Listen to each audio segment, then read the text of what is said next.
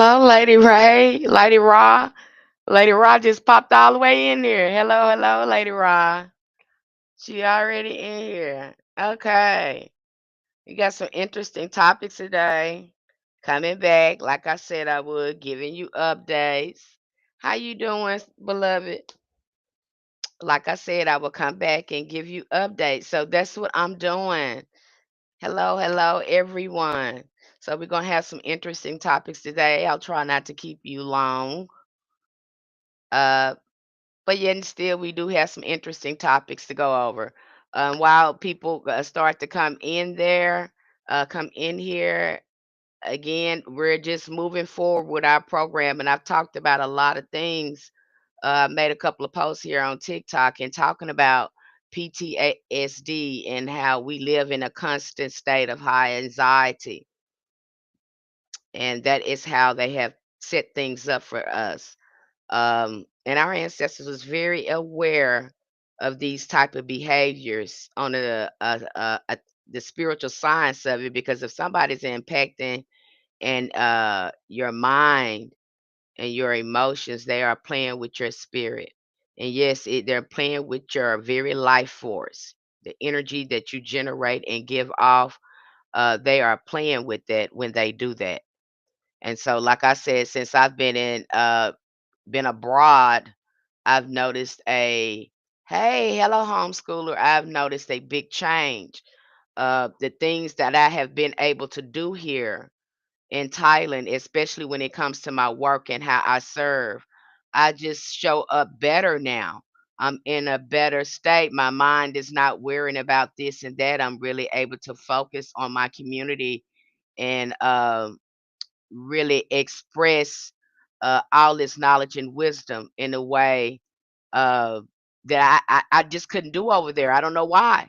I can't explain that to you. Hello, Granny. I can't explain that to you. The only thing I know I'm in more rest. I'm in more ease, and I'm very focused. And I've always said it's the vibration over that place. And I think the longer that we heal and we become more aware, we become more sensitive to energy. And that energy in Americas was really impacting me. It would be another thing if it didn't have so many didn't play so many parts in my life, but the economic structure, I could say that's number one.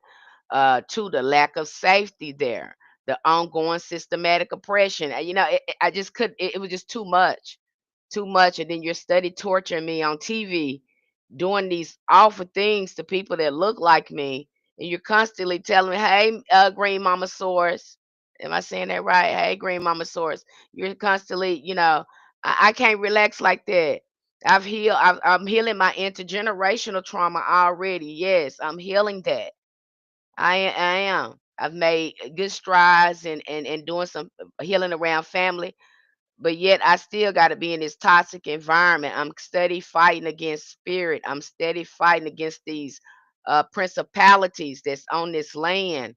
And it was just, I remember telling my therapist about it. I don't know what she was thinking of about it. But I remember her telling my therapist about it. I just said, I'm just sick of this. I'm just tired of looking at it.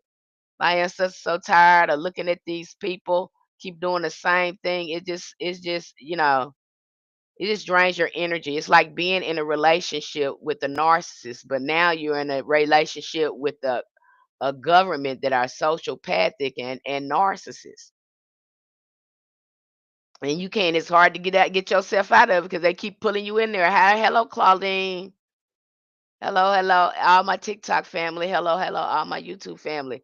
And I just had to get out of there. And now I can really focus on my healing.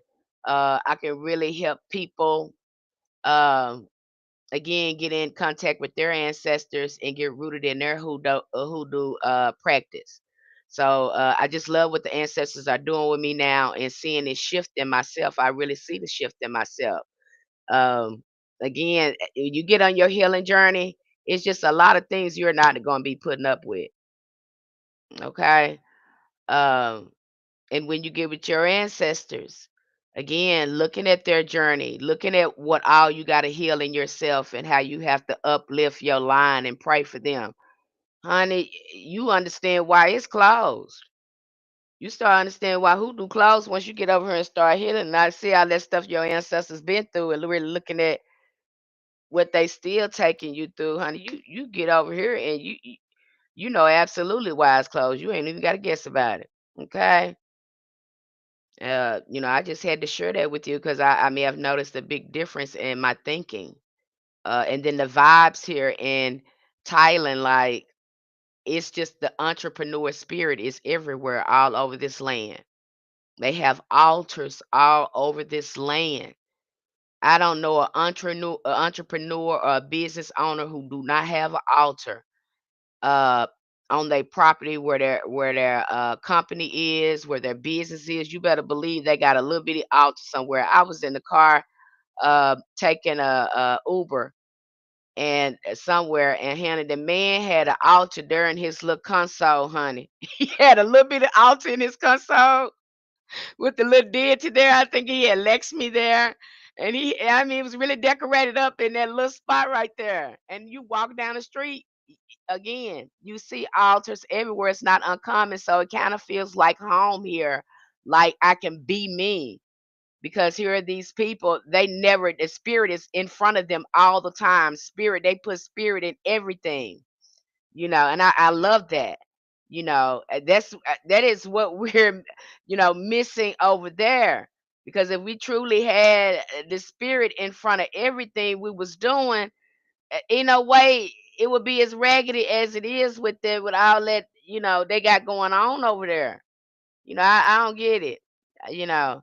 So that's been my experience being in a different country and looking at the vibration and frequency. And you guys, I'm telling you, it does matter. It does matter.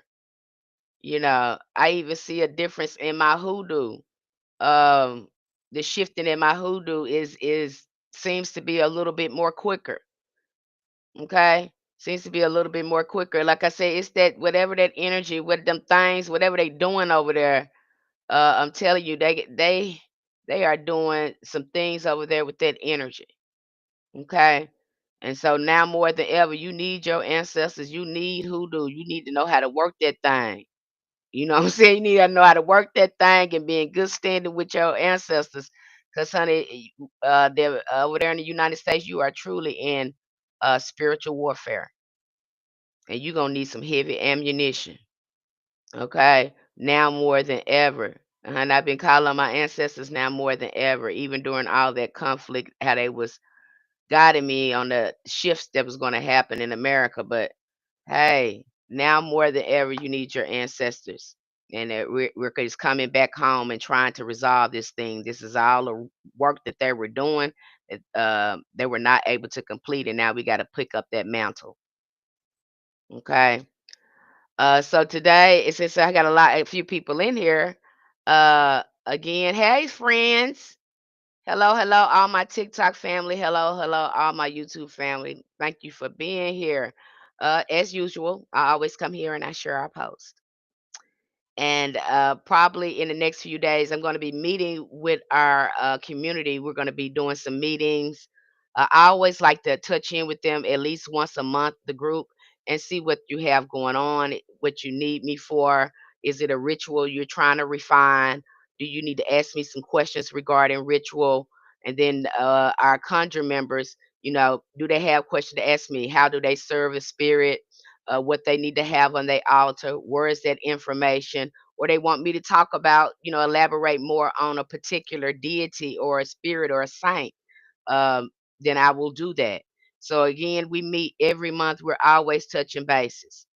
And then I get a chance to opportunity to actually see if they are digesting the resources they have there.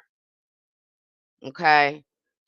Because a lot of people try to, take a shortcut. No, this is not a shortcut. You actually got to sit yourself down somewhere, put your face in a book. These folks will sit up here and took everything from you. So now you got to reprogram yourself and get that back because they done told you you ain't got that. And so now you got to program yourself back to its natural state. Okay, so it's gonna take a minute to get in that magic back there. Okay, because they done told you you ain't magical, you ain't psychic, you can't talk to spirits, you ain't no spirit. You gotta reprogram your mind to who you truly are. Okay? That's why sitting down, putting your face in the book, expanding your conscious is imperative. You don't need nobody sit up there telling you how to think and what it says. You can sit down and look at it and comprehend and see what it say yourself.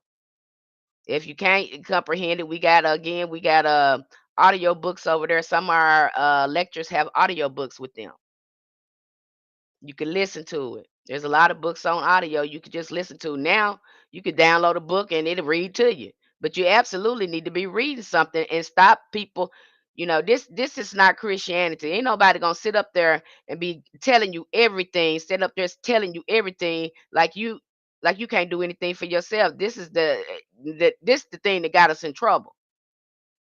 Okay, trying to follow somebody instead of getting talking to your ancestors. If that person's not telling you how to communicate with your ancestors, you need to be side eyeing them, because hoodoo is ancestral. And we're going to be talking about spiritual communication a lot here. I don't think that our community is so much. I think we have the ancestral veneration down pat. We know how to set up the table. We know what we need to do with our altar. What is going on there is we ain't sitting there long enough to get spiritual communication, or no one is giving us the tools and show us how we can communicate with our ancestors. And that is imperative. You don't need anyone talking to you about your ancestors. It trips me out. I remember somebody telling me they were I don't know what type of ATR they were in, but they told me they were in an ATR and they didn't get a chance to talk to their ancestors. And the priest did that for them. And I was like, what? Yeah, he talks to my ancestors. I don't do ancestor veneration. I don't do. I was like, what? And that just confused me. So you letting somebody else talk to your ancestors and you don't have no relationship with your ancestors.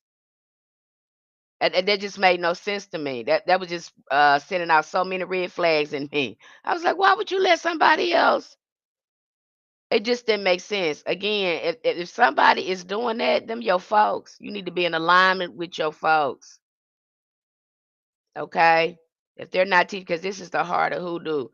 They teaching you all these spells and all this stuff, and then you wondering why your work ain't working, and they ain't talk to you about no ancestors or ancestors communication, about going to your ancestors first before you do anything. You need to side eye that, because here we is on our platform, we have all that, and a lot of our people on our platform, they are not interested in really spells. And I'm so proud of that community. We're more interested in communicating with our ancestors. I did a poll over there, and I thought people was going to be like, "Oh, I want to do money. I want to do this. I want to do that." I looked at that poll. That poll said ancestral veneration. Hey, Tina Cole. Oh, and Tina Cole had a beautiful experience. I should have put that picture up here. I might post that picture. But honey, she been doing libations out there in her backyard, baby, by this tree. And honey, this some type of something is growing back there. I look like a root or something has come out, but it looked like a finger pointing at her door. She sent me the picture because she's been consistent at doing those libations over there. She's been consistent at it. She's taking in the information, honey, and she is doing the work. It looks like a finger pointing at the ground. And that's where she said she been doing her libation. She sent me a picture of it. Hey, African no hyphen. Hello, all my YouTube family, all my Patreon family. Hello, TikTok family. Hello, all of you. Welcome, welcome, welcome. We get into it over here. We don't do no fluff. Okay, we break hoodoo down to a science so you don't be confused. And the first thing we do is get you healing and get you with your ancestors. That's the first thing you need to do. When I see somebody out here when they mouth just raggedy and you ain't talking about nothing but somebody out to get you, and yes, we supposed to be protected. That's why we got spiritual hygiene. We getting ready to dive in that again. That's why we got spiritual hygiene and things we do regularly keep ourselves protected. But the main thing to keep yourself protected is keep your mouth closed. Shut, be quiet. Get somewhere and sit down. Okay? Get somewhere and sit down. That's all you got to do and talk to your ancestors. You don't know how much chi and energy you build up just by not saying nothing. I had days here. I'll be wanting to come here and make TikTok and say, "Nah, keep your mouth closed. You need to sit here. You need to just focus on your little community over there and go to your altar and come talk to us. That's it. That's all you're supposed to do today. You're not supposed to do nothing else." And I'd be like, I supposed to promote other people's pronouns. Like, let them do that. That's not what you're supposed to do. It's such thing called divine time, and you're not supposed to be in a state of doing something all the time. Hey, golden child. Hello, all my TikTok Gerald jumped in the chat. Gerald said, "Hey, it looked just like exactly like a finger." And Tina is his wife. Hey, Gerald. Hi, Carrie, Rose, Ross, Influence, Esau, Friends. Lady Rob was the first one in here, honey. She popped in here when the thing first come on, honey. Hello, hello, all my TikTok family and all my YouTube family. But hey, we don't do no fluff over here. So if you want the real thing, and I'm going to encourage you. I'm going to be present with you, not going to leave you alone. You're not going to be confused about anything over here. If I have any of my beautiful practitioners in here on these live streams, please share your experience in the comments. There's no fluff here, okay? And I do the right thing, honey, because I know I'm working with these spirits. So now this is a real way of what life for me. Okay, I know spirit is real, so I don't play no games over here. Okay, it's a certain way we got to be. Any practitioners, I don't know how other people is. His ancestors had to tell me, "You think everybody like you? Everybody ain't like you." I'm just like, what? Everybody don't do the right thing. You just under the impression that everybody's doing the right thing, girl. Don't let your eyes fool you. So again, we've been going back and forth again about certain things and building me up and motivating me to do certain things. And sometimes I feel unqualified, and ancestors be like, "No, you are very qualified. You're really overqualified. You're not giving yourself enough credit." Okay, I had to get to Thailand to find it out. I had to get to Thailand to find it out. But again, your ancestors will start working with you, and they will bring out the very best in you. Praise be the ancestors; they would do it. You are their very dream. Okay. They are ready to work with you when you're ready to open up yourself.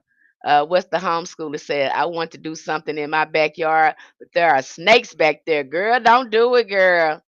Don't do it. But honey, if they got some snake skins back there, honey, I'll be looking for me some snake skins for some curios. One of them will be one of my curios. I'll be using one of them in some working. Oh, okay. I'll be selling them for some curios. Hey, okay. It's a lot of things you can do with them snakes, okay? You start looking at animals and stuff different, pests and stuff different when you get in this hoodoo. You put them to work for you. You put them spirits to work for you. Yes, you very qualified, Miss Penny. Thank you, Golden Child. Okay, so we do the work over there. We don't do any fluff. And I do. It's imperative that you heal, beloved. It is. It is. I can't, when I hear people's story and I see how the intergenerational traumas in their family, because I see it in us collectively. When you become a healer and you heal yourself, you start seeing that stuff in your whole community. And then hoodoo makes so much sense. It make more sense when you start healing. You be like, oh my God, my ancestors were so smart. They created a holistic modality that addresses the mind, body, and spirit. Who do that? And they was doing that among their oppressors, and they were more spiritually. They had more spiritual technology than these people ever realized.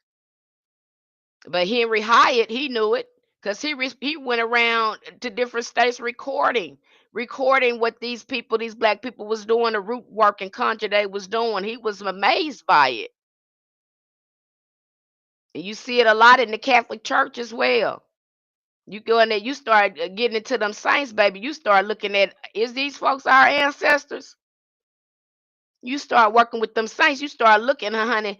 Hoodoo is really deep in that Catholic Church. Don't you get it twisted? Them folks be up in there working hoodoo. Don't you let these folks fool you? They be conjuring. And I done told you that. You can get mad at me if you want to, but they know what they be doing in there. Especially those older women with them rosaries in there. They be conjuring up in there. Okay? Why you think our ancestors synchronized some of their spiritual practices to Catholicism? They knew it was familiar. They knew it was familiar. Why you think they was able to synchronize that? They were able to synchronize and preserve their deities right up under Catholicism. They couldn't take that out of there. Okay, and our ancestors started looking in that Bible, said, "These folk, this is nothing but voodoo." You look in the Old Testament, honey, they giving sacrifices and stuff. That's voodoo. That is straight voodoo. I knew that as a child, and I was just looking up beside these people here in church. I was like, I wonder do they know that's voodoo? Y'all scared of voodoo, but the voodoo is in the Bible. Why else is this guy, burnt sacrifices? This is what they still do over there. Okay, that's why that's what I say. Y'all need to get out that. You've been indoctrinated kind of with that Christianity, but when you start looking at that Bible and reading about other spiritual practices, you start seeing some of them spiritual practices in these other religions, especially ATRs, are in that Bible. I'm just keeping it real with it. I know you don't want to hear that, but it's the truth. Okay, you just been indoctrinated into you just been indoctrinated into man's idea of Christianity, but that's not what that is, honey. The man that they got it surrounded around, that man didn't never call himself no Christian. Jesus never called himself that. So I don't know where that these terms you got somebody else as stealing the message and turning it and rebranding it.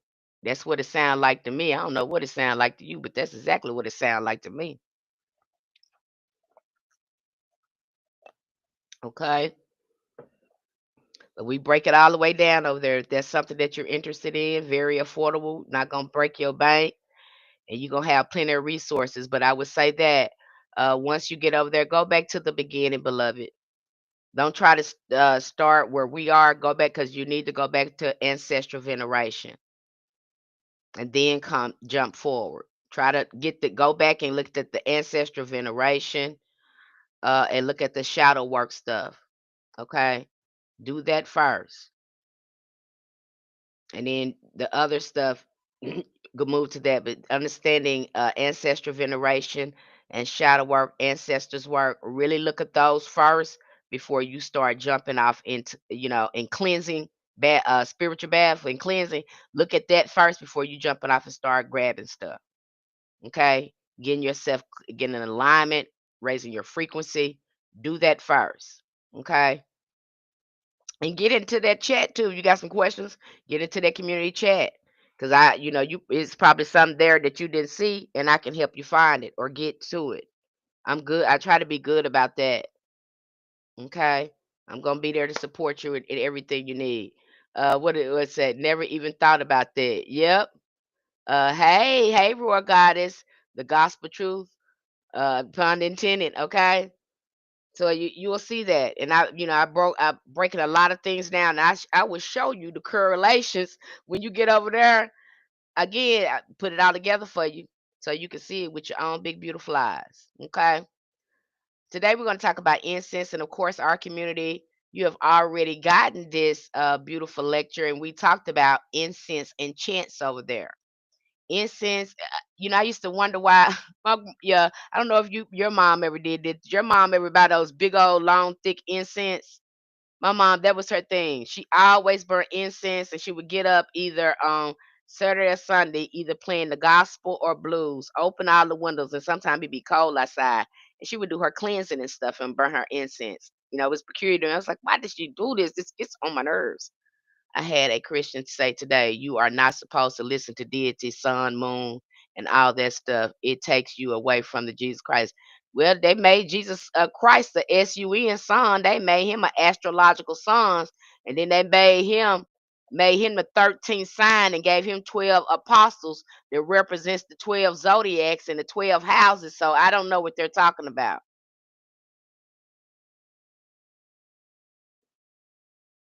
I don't know what you're talking about because I mean that whole astrological thing, and I wrote a book on that.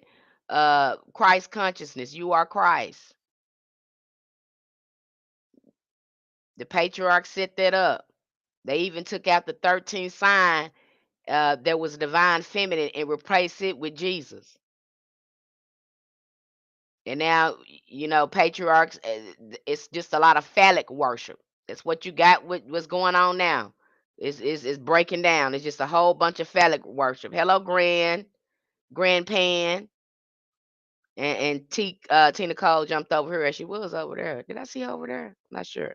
Okay, that's what's going on now with that. But the 13th sign, and I broke this down. I don't know which channel it was. I don't know if it was on my YouTube channel or what, but I kind of show you that Ophiuchus, they try to replace it with a man. But if you look at the Ophiuchus, the 13th sign good in the shape that it's in, it looks just like Mama Wati holding a snake. They try to make it look like he's fighting the snake. But no, this how the ancestors be showing me that they be giving me downloads. Some things I just see through. Okay, but it's really supposed to be the divine feminine holding the snake. Okay, like Mama Iwata. And they changed that. That's why they talk about that Tiamat and all that. Okay? They know what they doing. And then just try to make it 12 signs, knocking everything off balance. That's why some people use a sidereal astrology as well when they're doing their work. They're used the sidereal, if I'm pronouncing it right. It's more divine feminine, and it's more of the moon on the moon side. Why would we be following the sun and the cosmic being has a moon cycle? We still what we do our magic on. We do our most of our magic according to the moon. Okay, that's how we do our magic. So why we following the sun? Don't nobody follow no sun to do no magic. That's unusual to do that. I'm not saying that it can't be done, but most of us, what are we doing? We're following the moon. So again, we'll be on a moon cycle. That's why it's so important when we get over there, we talk about the mansions of the moon and lining your work up with the moon and looking at that almanac. Okay. Ain't nobody following no sun, but see how they put they done trick you. You know what I'm saying? That's what the patriarchs do. You're trying to apply yourself cosmically to something you have no connection with. You're not the original being here. You come from the original being. Okay, you do have spiritual essence in you, but you ain't running this show like that.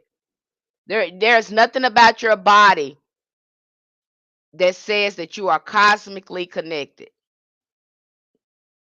Our bodies, women bodies, cosmically, our bodies is in tune in the heavens as on earth. Is your body like that? No, it's not like that. You put women in a room together that's having a cycle. You could put them in there put them in there a month, and I tell you, they all gonna be on the same cycle. You got women that be around another woman that can make her start her cycle. You don't have that. That is cosmogenetic. That you don't have that. Y'all don't have that. Okay? And the sooner you realize that and start bound down to the true God, things are going to flow better for you. As long as you're trying to bow down to this man God, it's not gonna work out the way you think it's gonna work out because the characteristic and attributes that you have given him. I'm not saying you're important, but it's just time to come to reality. Science and fact, it's got to match. Okay, that's why we go get over here. I just break it all down to the science and help you understand it, and you will see the divine feminine in here. If you think I'm lying, you get over here in hoodoo. I'm showing you where it is. I'm not lying to you. So you have to unpeel that back to unpeel that as well. There is no uh If you was in the image of your God, I'm just gonna keep it simple for you, and then I'm gonna go on and with this stuff, honey. I'm on a soapbox right now. I must keep it simple for you. I ain't never seen no man give birth, a womb to give birth. Okay, never seen that before. I've never seen a unconditional, loving man, nurturing man like that. Never seen that before. Okay, especially in the way they are describing this God. He's supposed to be all forgiving, all this and all that. I don't see a man on this planet that exemplify those type of traits. If they were truly like that, wouldn't we have peace? Okay. And even when you go again, dive deep and you look at the tree of life, at the top of that tree of life, and you can even see that in Catholicism, they have to bow down to that Mary. They couldn't get rid of her. Surely she is the queen of angels. They still bowed down to her. They could not get rid of her. They could not take you. Don't you think they wanted that out? But she was so embedded in the people's hearts and mind, they couldn't take her out of there because they can't have Jesus without her. They can't have no male God without the divine feminine. You go read where Buddha came from, Mithras came from. The same story in a lot of these different cultures, but none of them was exist without the divine feminine. That's just like the zodiacs they got up there. They can't have those zodiacs without Virgo, the Virgin Mary. They moved her around, and now she's again Virgo. Uh, Virgo. Okay, the Virgin.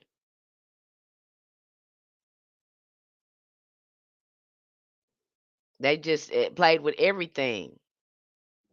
Okay, so in peeling it back, uh, I'm peeling it and understanding what that is. Again, is going to be crucial. It's going to be crucial. Okay, for you to understand and to break that down, especially when you start understanding things. I had to get in there too. When I saw it, I was like, "Oh my God, they're still going to the divine feminine." Because we get into that tree of life, and we start looking at again these different ciphers. And the top cifrit on the top of the tree, which cifrit, I would call it fruit. They're nothing but fruits of the spirit that's on the tree. So once you get up to the top, because this is what these men designed. They designed this to help them to connect with the divine feminine. Because again, they don't have that cosmogenetic link, so they have to go through attaining these attributes to get to the top of the tree to get all this wisdom. And who is at the top of the tree? Sophia, Shekinah glory. See how they playing with you? But they have this in their occult books. I don't know a occult book that don't and they mimic her right there in the Freemasons. Why you think they wear them aprons with that M on the front of it? All that science belongs to the divine feminine. Okay? And you'll get to see that once you do your work. And I've had some people that try to argue with me on it. I'm like, sir, I mean, I can't change what that is. Okay, your brothers even admit where they got that from. They admit it with their own mouth. We even had to dive into the comedic sciences, and here you have one of those hotel brothers who wrote the book had to admit that in the book. Did he want to? No, he didn't want to because he went right back to talking about men. It tripped me out when they do it. They treat like you don't mean nothing. They get right on and talking about that, yeah, because it's phallic worship and patriarch worship is so strong. It doesn't care about the science. It's only trying to have its way and rule, and that is the problem. Okay, men. I just really don't think men should be talking about history or humanity. You don't need to be talking about it because you don't give birth to children. You don't need to be telling that story. Okay? Women need to be telling that story, especially telling women's story. Divine feminine, you don't need to be telling that story. That you don't give birth to children, so why would you be telling it? You're gonna only tell it from your perspective, and we know that some of your perspective it can be uh, highly omitted. I'm gonna put it like that in a more respectful way. It can be highly omitted. So that's why you don't need to be telling that story. You don't give birth to children. And yet you hear them, they want to keep telling stories, but ain't a woman in sight. I have a problem with that because I know darn well you ain't give birth to yourself. You see that in that Bible. They try not to mention any women, especially in Genesis. You just got these men begetting men, and there's no woman in sight. And then all of a sudden, Abraham married Sarah. And then all of a sudden, it's women being mentioned.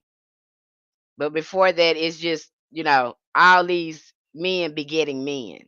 It's really a trip when you go back and look. I'm like, why would you deliberately went out your way to exclude these women? And believe me, when they're mentioning women in that Bible, they're mentioning them because they wouldn't have any spiritual authority without these women because these women are teaching them the rituals, the ancient rituals. That's why Moses went right up in there in ancient Egypt. Who taught him the magic? They talking about they don't like these Jewish people. Talking, we don't like Egypt. You ain't doing well. You learn all the magic from them, and then you got the Maronese women that was priests, the Phoenician women too. So let's just cut it out. Your religion comes from ancient Egypt, ancient Kemet. It comes from the matriarchs. It is the spiritual, metaphysical, science, spiritual system that comes from women. Everything you got from them. Those black, dark women.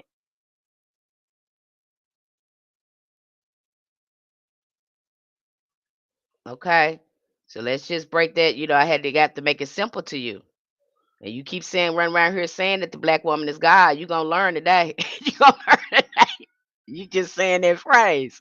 But I'm gonna break it down to you. You're gonna see it with your own eyes. You ain't gotta argue with me. Okay, me and these folks, these occultists, they already knew this. It was stolen. Okay. And so I'm off my soapbox. I hope you understand that. But again, we go deeper over there. We don't just learn that. Again, we learn to really communicate with our ancestors and learn the work we need to do with our ancestors to elevate the line. Because we do a lot of praying with our ancestors. You're going to need them in your work. And you'll see your work really shoot off like that when you write with your ancestors. That homeschooler said, mic drop. Yeah, God is said, yeah, they even took out the another zodiac sign. Yes, they did. Homeschooler said, mic drop. She said, let's speak on Virgo since I'm one. Green mama over here laughing. So again, we break things down so you can fully understand it.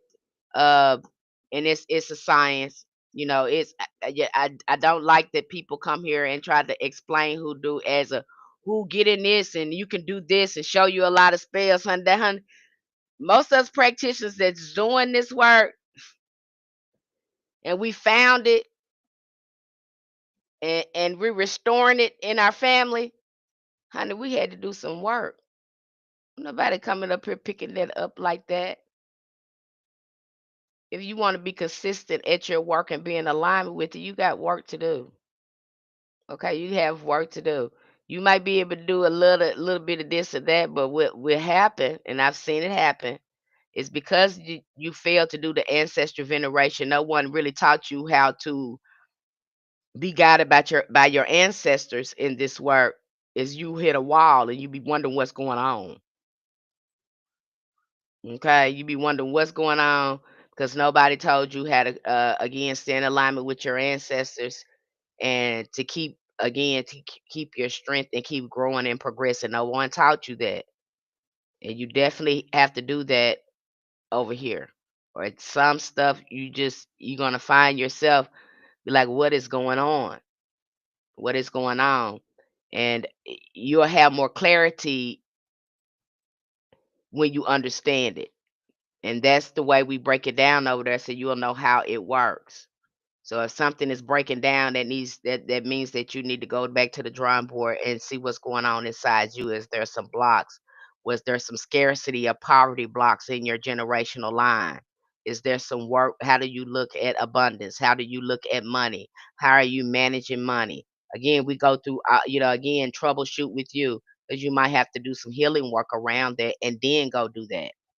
And sometimes, usually, when you do the healing work, everything gets in alignment and you don't have to do that work no more. That's how it works. Okay, that's how shifting energy works. They got you think you can do a spell for everything. Now you got some hoodoo practitioners do work a certain time of year. They don't do work all the time because they stay in alignment. You got some hoodoo practitioners don't do no magic to the spring because they know what's when the magic at its highest. They can manifest better during the spring. You got some hoodoo practitioner during the winter. They don't do nothing but baneful work, releasing work, healing work, shadow work because they know the intensity of those energies at that time that's going to promote the work. So you got all sort of shifts and energies that you can use in your work. And some people do that work that way. And then you have practitioners that work, they do ongoing work. But I'm telling you, once you start changing the way you think and start healing some of those energetic wounds that you're carrying, a lot of the work that you think you do, you won't have to do because you'll get in alignment. You'll be in alignment with the natural elements and your ancestors. Okay, you're in survival mode right now. A lot of us in survival mode. We just in the grind thinking we ain't got the time, and that gets you messed up in hoodoo too, because you gotta get over here with that same type of mentality. No, you need to slow down. That's the problem here. You coming over here to heal and slow that down. And once you start slowing that down and really looking at things, time will start working for you instead of you working against time. I get those moments, and I get it. I get moments over here because everything is kind of, even though we're ahead of you guys in time, but I again, and I'm supposed to be resting, and it's not a lot of stress here per se. I'll get those urges where I feel like I need to be doing something. The ancestors be like, "There you go again. No, you're supposed to be resting. When you're resting, you're manifesting. You can't manifest like that in a state of survival like that. Learning how to rest and slow things down, you manifest more quickly like that. See, they done told you different and got you rushing. Hurry up and do this. Hurry up and go there. You got to be there at time. This time, you can't do that over here. And you'll see time. You'll see time start to work for you.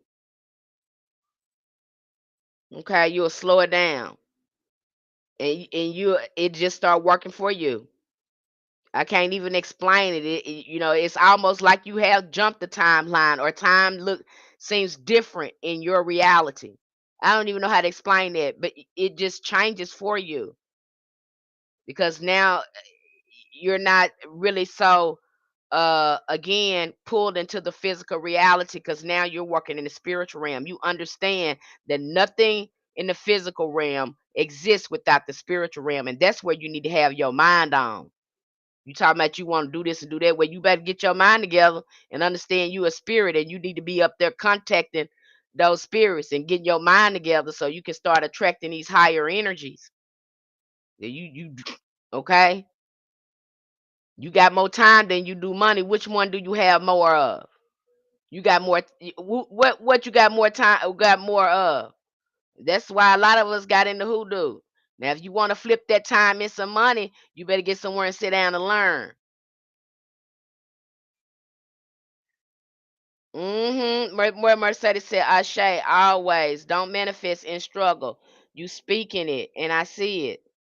You need to get in a state of calmness and ease, cause baby, everything gonna be all right, cause your ancestors got your back. And if God is for you and your ancestors, who can be against you? And honey, them people, your ancestors finna make these people your footstool. So what you rushing for? Okay, time on your side.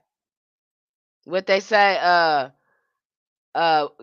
you probably don't know when God gonna come, but he's always on time. That's how hoodoo work. You just wake up, it trips you out. You wake up and this stuff it's like you jumped the timeline because the people acting different, they talking different. You was like, what the hell didn't happen here? It shift before your eyes. it'll shift and flip before your eyes, and you just be like, what? You don't even know what to call it.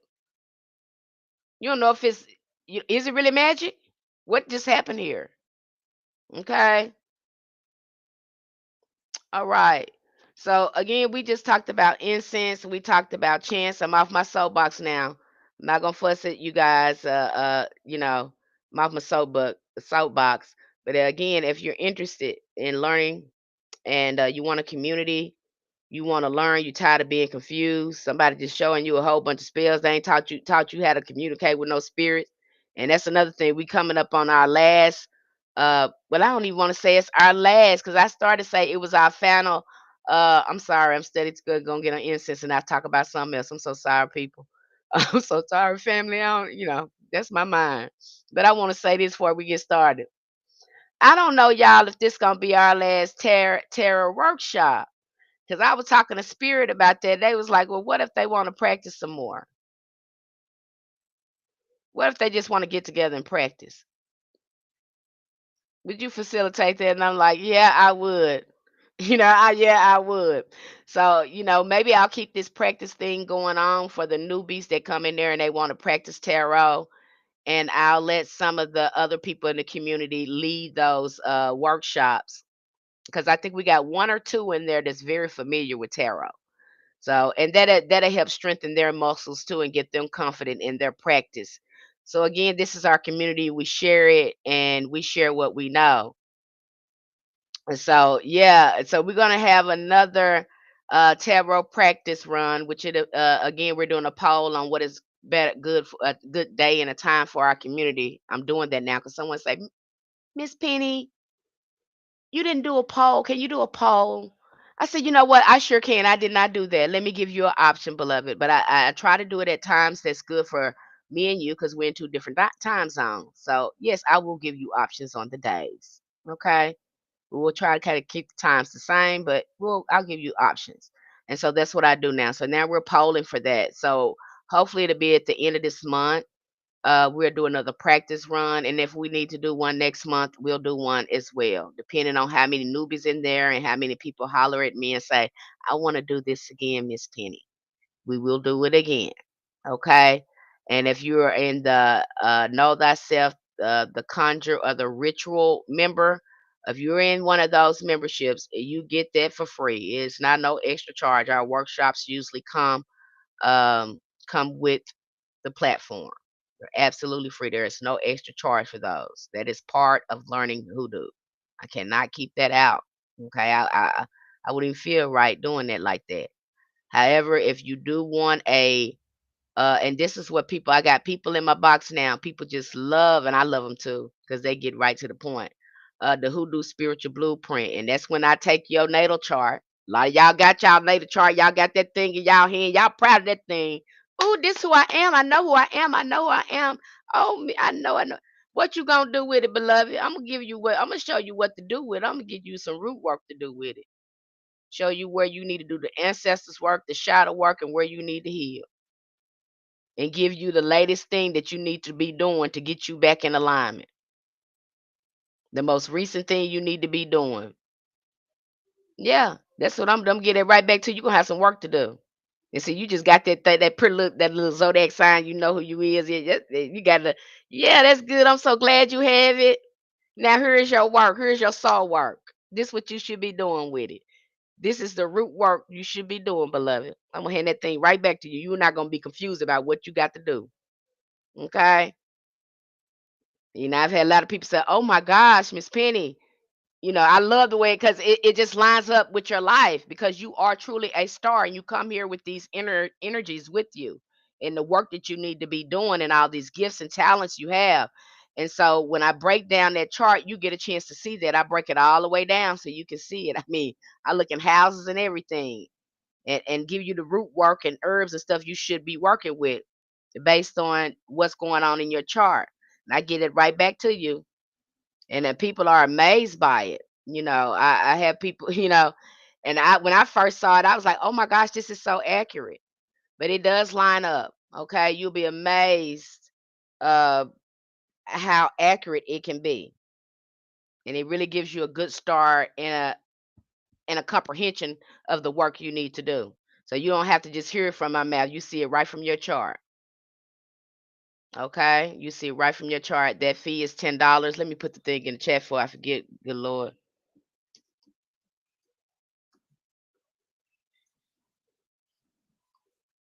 Now, again, you would have to email me your date, time, and place of birth, and then I'll get you out an invoice. When that is complete, I start to work on it, and you'll get it within a day or so. Okay. There's my email address in the chat. You can also DM me, TikTok family, if that's something that you're interested in. That fee is just $10, and it is priceless. Considered that the information I'm giving you is priceless. It's going to be worth more than $10. What I'm giving you is worth more than $10. Why are you doing that, Miss Penny? Because I love the work that I do, and I truly have gotten in here to help people. It's not a money grab thing for me. I truly want to see my people again. The ancestors say they want they people be communicating with their people. I understand that. Ancestor veneration is the most important thing to me. And once you've contacted your ancestors, it's a certain kind of way you got to walk. And that's how the ancestors got me. This is my work. This is what I love doing. Hey, Mitch. I'm not coming in here to bust nobody head. I come in here because I have a passion for the work. I love to see people make progress on their journey and get their feedback. I just love it when they actually see their ancestors show up for them, when they actually fall in love with hoodoo and they learn what it's about, and it just becomes a way of life. Uh, that's rewarding to me. Okay. And of course, I get compensated, for the work I do over there. It's not a lot of compensation, but I'm very thorough, and I think I should be compensated for that because I take all the guessing work out your hoodoo. I'm not gonna be, don't gatekeep. I'm not gonna leave you vague. I want you to know. I want you to know more than I know. I really do. You know, and I know a lot. Sometimes I don't know what I know until I start opening my mouth. Okay. You ain't gonna know what you know till you start opening your mouth. But like I told our community over there, I was telling you guys over there in one of those lectures, you guys know more about spiritual communication and ancestral veneration than anyone I've seen talk about over there. You just don't know it yet. You just don't know it yet. We have covered that so thoroughly. You know a lot about spiritual communication than a lot more than a lot of people know or even go into a discussion about. So don't think that you don't know. You have all those resources. A lot of people don't know what you know over there. They don't even have the information that you have. They know nothing about what you have learning over there because nobody is teaching that to them ancestral veneration. No one is teaching them spirit communication. They're just teaching them a whole bunch of spells and to go in there with faith and not showing them this is a science. You can talk to your ancestors. You can get insight whether the spell work. You can do divination. You can what that man say? I can't even say what he said. But honey, you'll have this thing down pat. You get surgical with this thing. That's what the man say.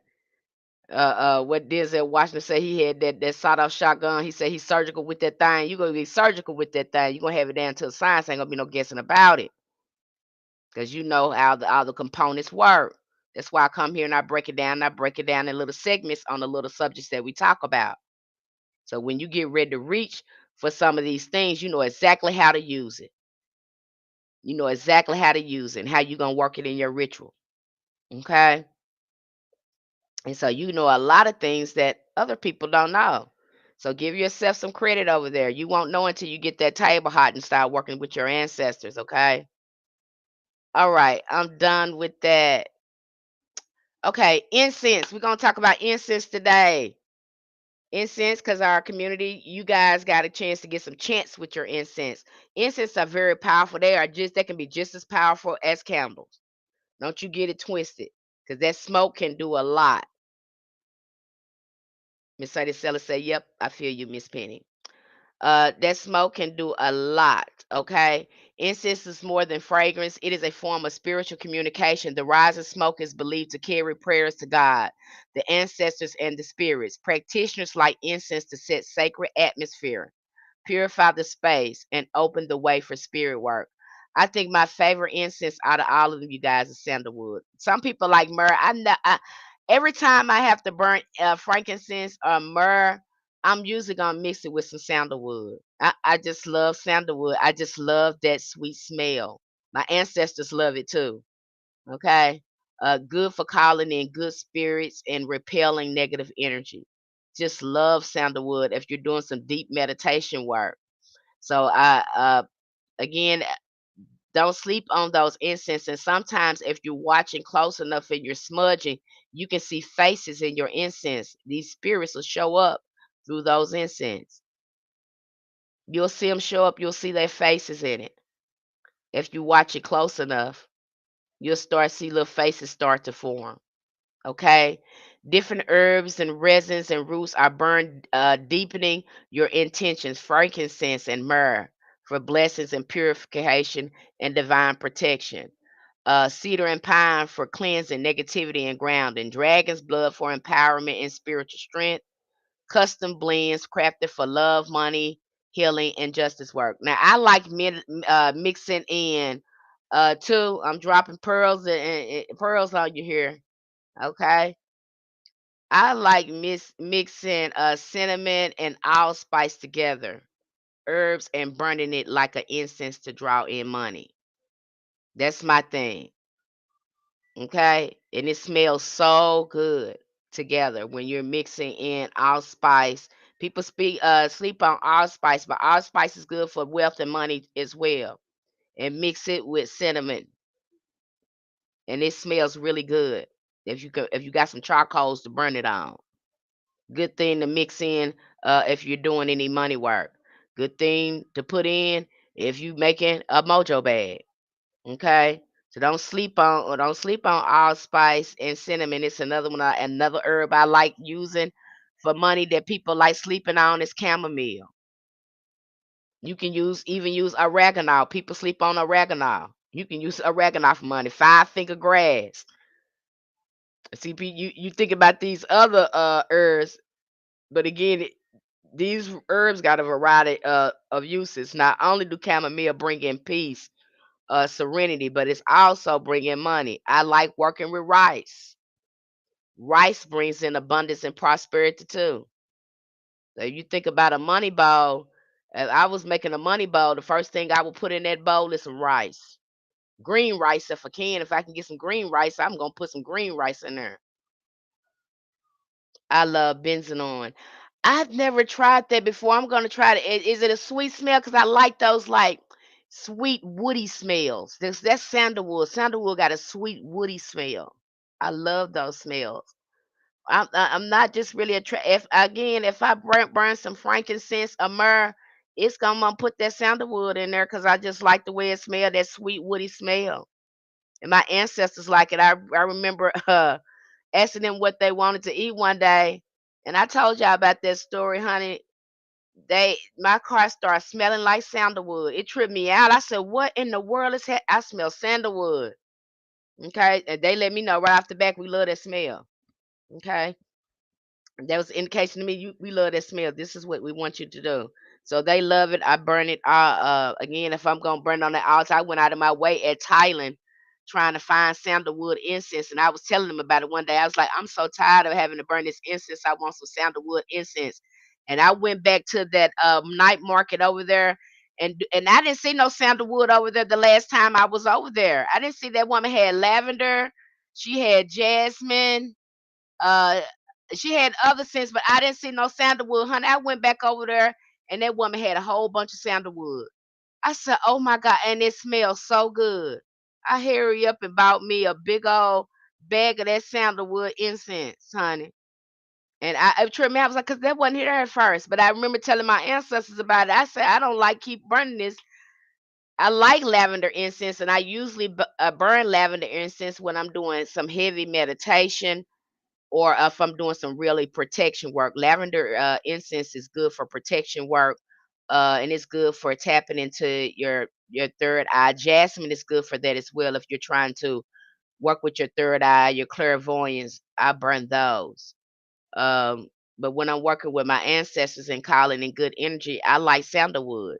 That's my thing. You might have your own thing when you do your thing. I like the smell of Palo Santo. Palo Santo smell good too.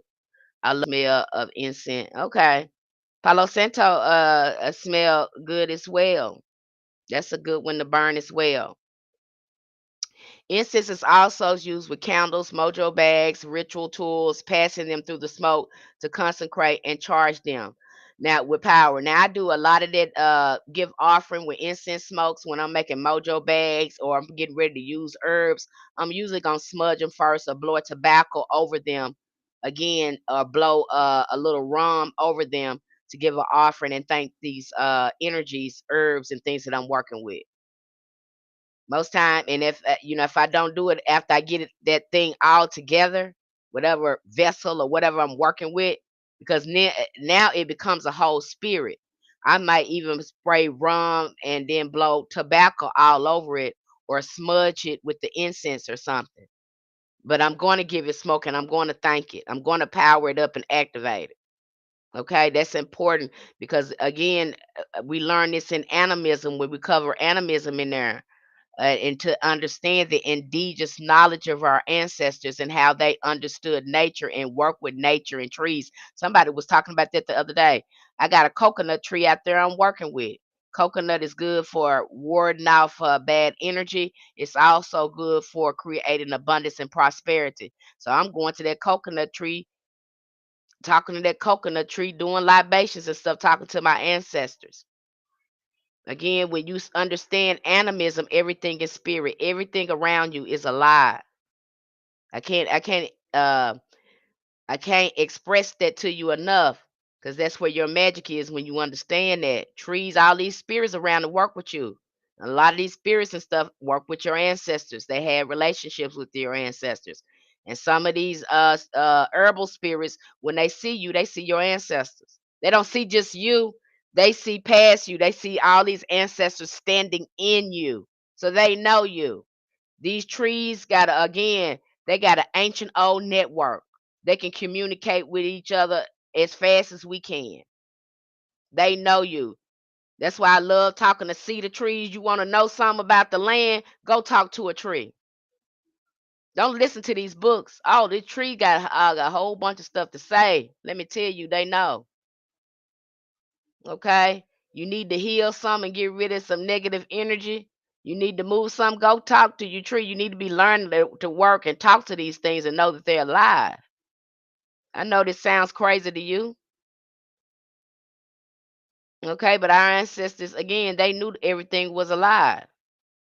All right, that's why they do a lot of, you even see that in voodoo, and some of these ATRs, they do a lot of rituals outside. Why? Because they understand that everything is connected with their ancestors. These are really these are your first ancestors. Okay, without them, you wouldn't be here. Without the trees, without the grass, without the vegetation, the sky, the air. Again, these natural elements, you wouldn't be here. Okay, and you get a chance again where you're in that high vibration, you can call on those high frequency ethers.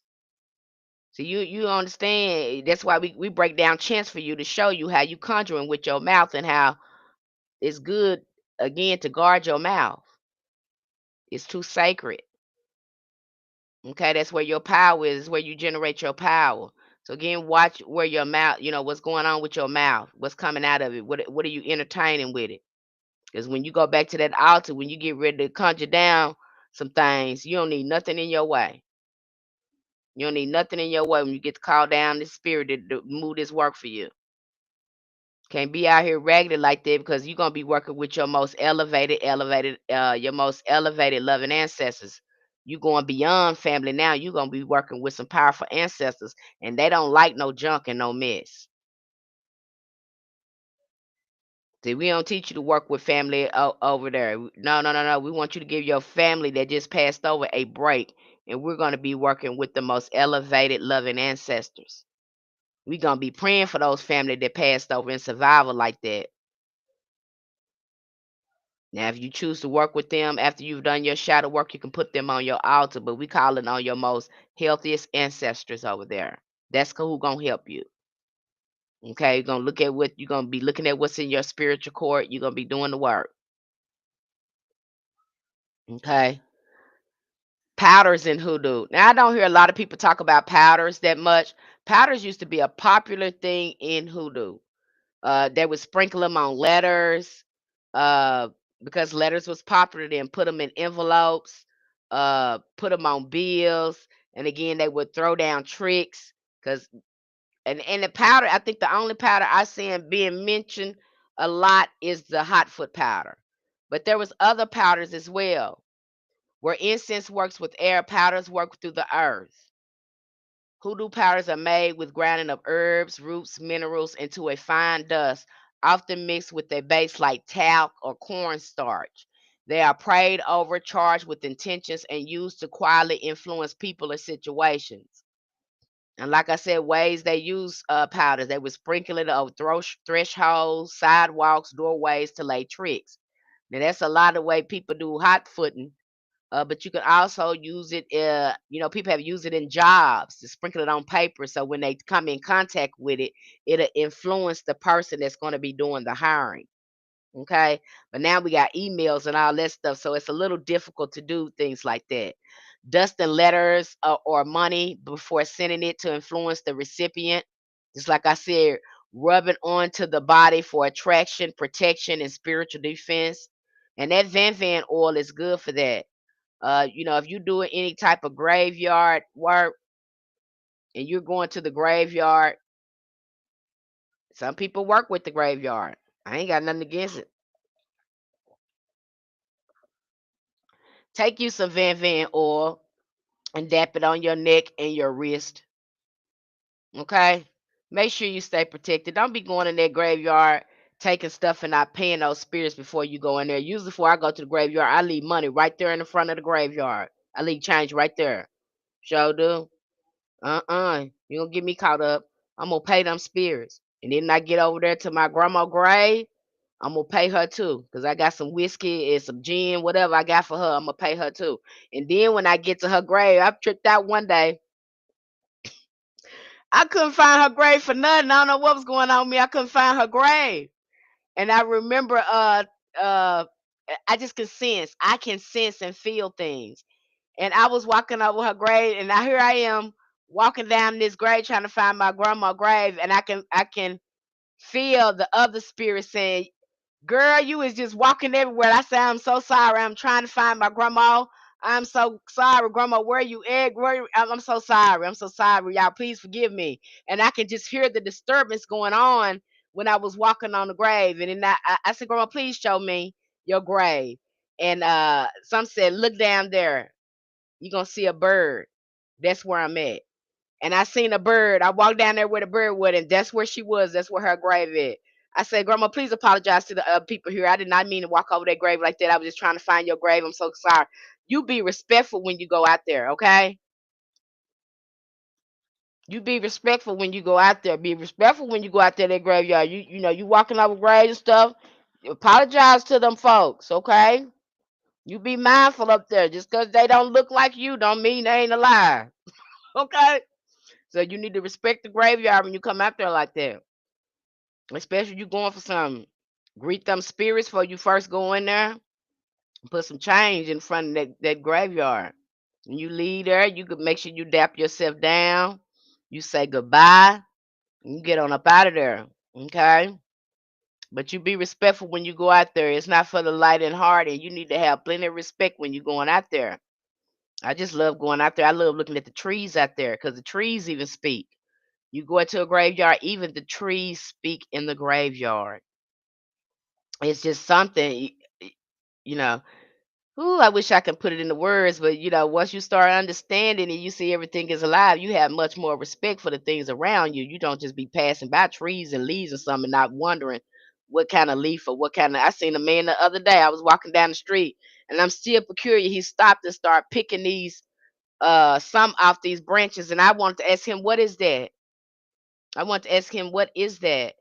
But I don't speak Thai. I want to know why he was picking it for, because I want to know, could I use it in something? Your mind, again, your mind just be focused on other things. Your awareness, again, just opens up to magic. And I think that's how magic works. Once we're open to it and we start seeing it, again, it becomes more present in our life. That's why it takes a while for you to program your mind to magic. You got to get somewhere and sit down somewhere and learn something. You can't just be listening, folks. This ain't the same thing as following the preacher at church. This is your magic that you're trying to tap into. So it's going to require you get into your mind, again, accessing that. It ain't going to be through nobody else. It's going to be through you. Okay? Even though, that is my main thing. I mean, we're gonna be focused on getting your magic, getting your magic, getting your magic. I don't need to be showing you no spells. I need you be coming back to me saying, "Hey, I got it, Miss Penny. I did this spell and I did this hoodoo work, and wow, it took off." That's what I need you telling me, okay? Because the work is already in there. All you gotta do is craft your work. You already understand this. You need to put something together and see if it works. Ask your ancestors and put it to work, okay? Ways powders are used, like sprinkling dust holes, letters, sending it to the recipients, rubbing it onto the body.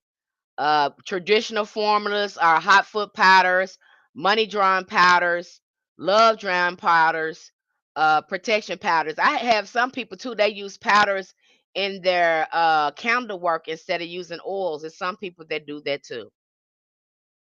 Okay, they just, they love powders. They old school.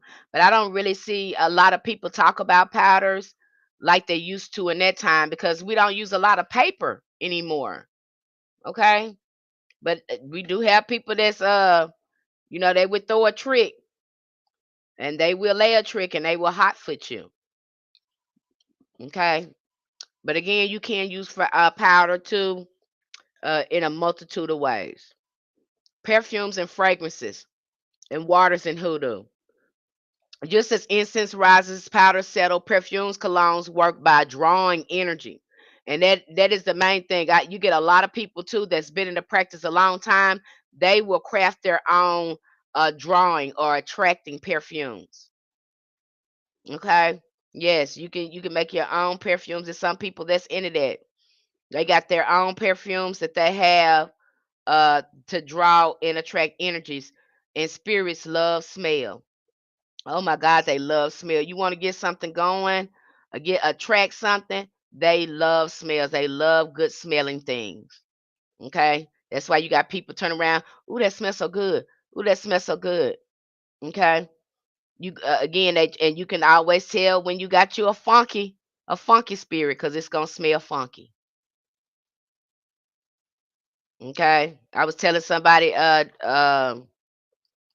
think it was one of our lectures. I was talking. And I was like, a lot of people don't know you can use coffee too. I remember I had this thinky, you know how you get a resting smell in your house? You don't know where it's coming from. It's just a smell. You don't know where it's coming from. And that was going on in my house. And the ancestor said, just burn some coffee. And I started burning that coffee as incense, driving that stuff up out of there. Okay. A coffee is real good at moving stuff out as well. You can burn coffee as an incense. Okay. It'll remove and again, it can remove all that stagnant energy or this smell that you have going on in there. And we just go on with other ways that you can work with coffee as well over there. So we just did a lecture on there when I think it comes to spiritual cleansing and spiritual defense. Really good books over there that your guys are going to get. Just love it. Just some gems over there. I can't wait till you guys get that lecture. That lecture is probably going to drop sometime this month, later on this month. But again, fragrances attract. And if you smelling something that don't smell right, usually it's a spirit in there that don't need to be in there. Okay. I was having a lot of problems with smells, and God, no, I was having a lot of problems with smells, and my older daughter was here. In fact, there was a lot of paranormal stuff going on with her. And the ancestors told me, like, she got this spirit with her. She feeding this thing. This is what this is. So when she was here, I really had to do a lot of prayer work. I really had to get up in the morning and really start praying. I started seeing a difference in the house. The house started shifting. And my even my younger daughter, her seizures, she was having a lot of seizures. Her seizures started dissipate. Okay. And it's all because my daughter, my oldest daughter, she needs to do some healing. She got some heaviness on her and she really needs to do some healing. And she's not ready to shift out of that. And she just attracting this thing because of her thinking and the things that she does. Okay. And so I found myself had burning a lot of incense, laying down stuff, and doing a lot of prayer work when she was here. And so sometimes these scents will come with people as well, but it's an indication too that there is a spirit that don't need to be around in there. Okay, so pay attention to these smells. Smells are important because a lot of these spirits, if you're picking up a smell that you don't, it ain't becoming or whatever, go ahead and sage your house and start cleansing it out. Okay, a fast way to do that, if you got some coffee, do it that way. If not, you got some smudge, get it out of there. Okay, start burning some incense, smudging, sage, or whatever, and get that stuff out of there. Okay. Fragrance are used to attract, magnetize, and charm. They become a spiritual aura around the body, turning the warrior into a walking spell. And you have practitioners like that. They will make you up a oil, especially if you are an exotic dancer or something like that, or you coming in contact with people like that. That's a good way, again, to attract and magnetize yourself. Okay, especially when it comes to money and things like that.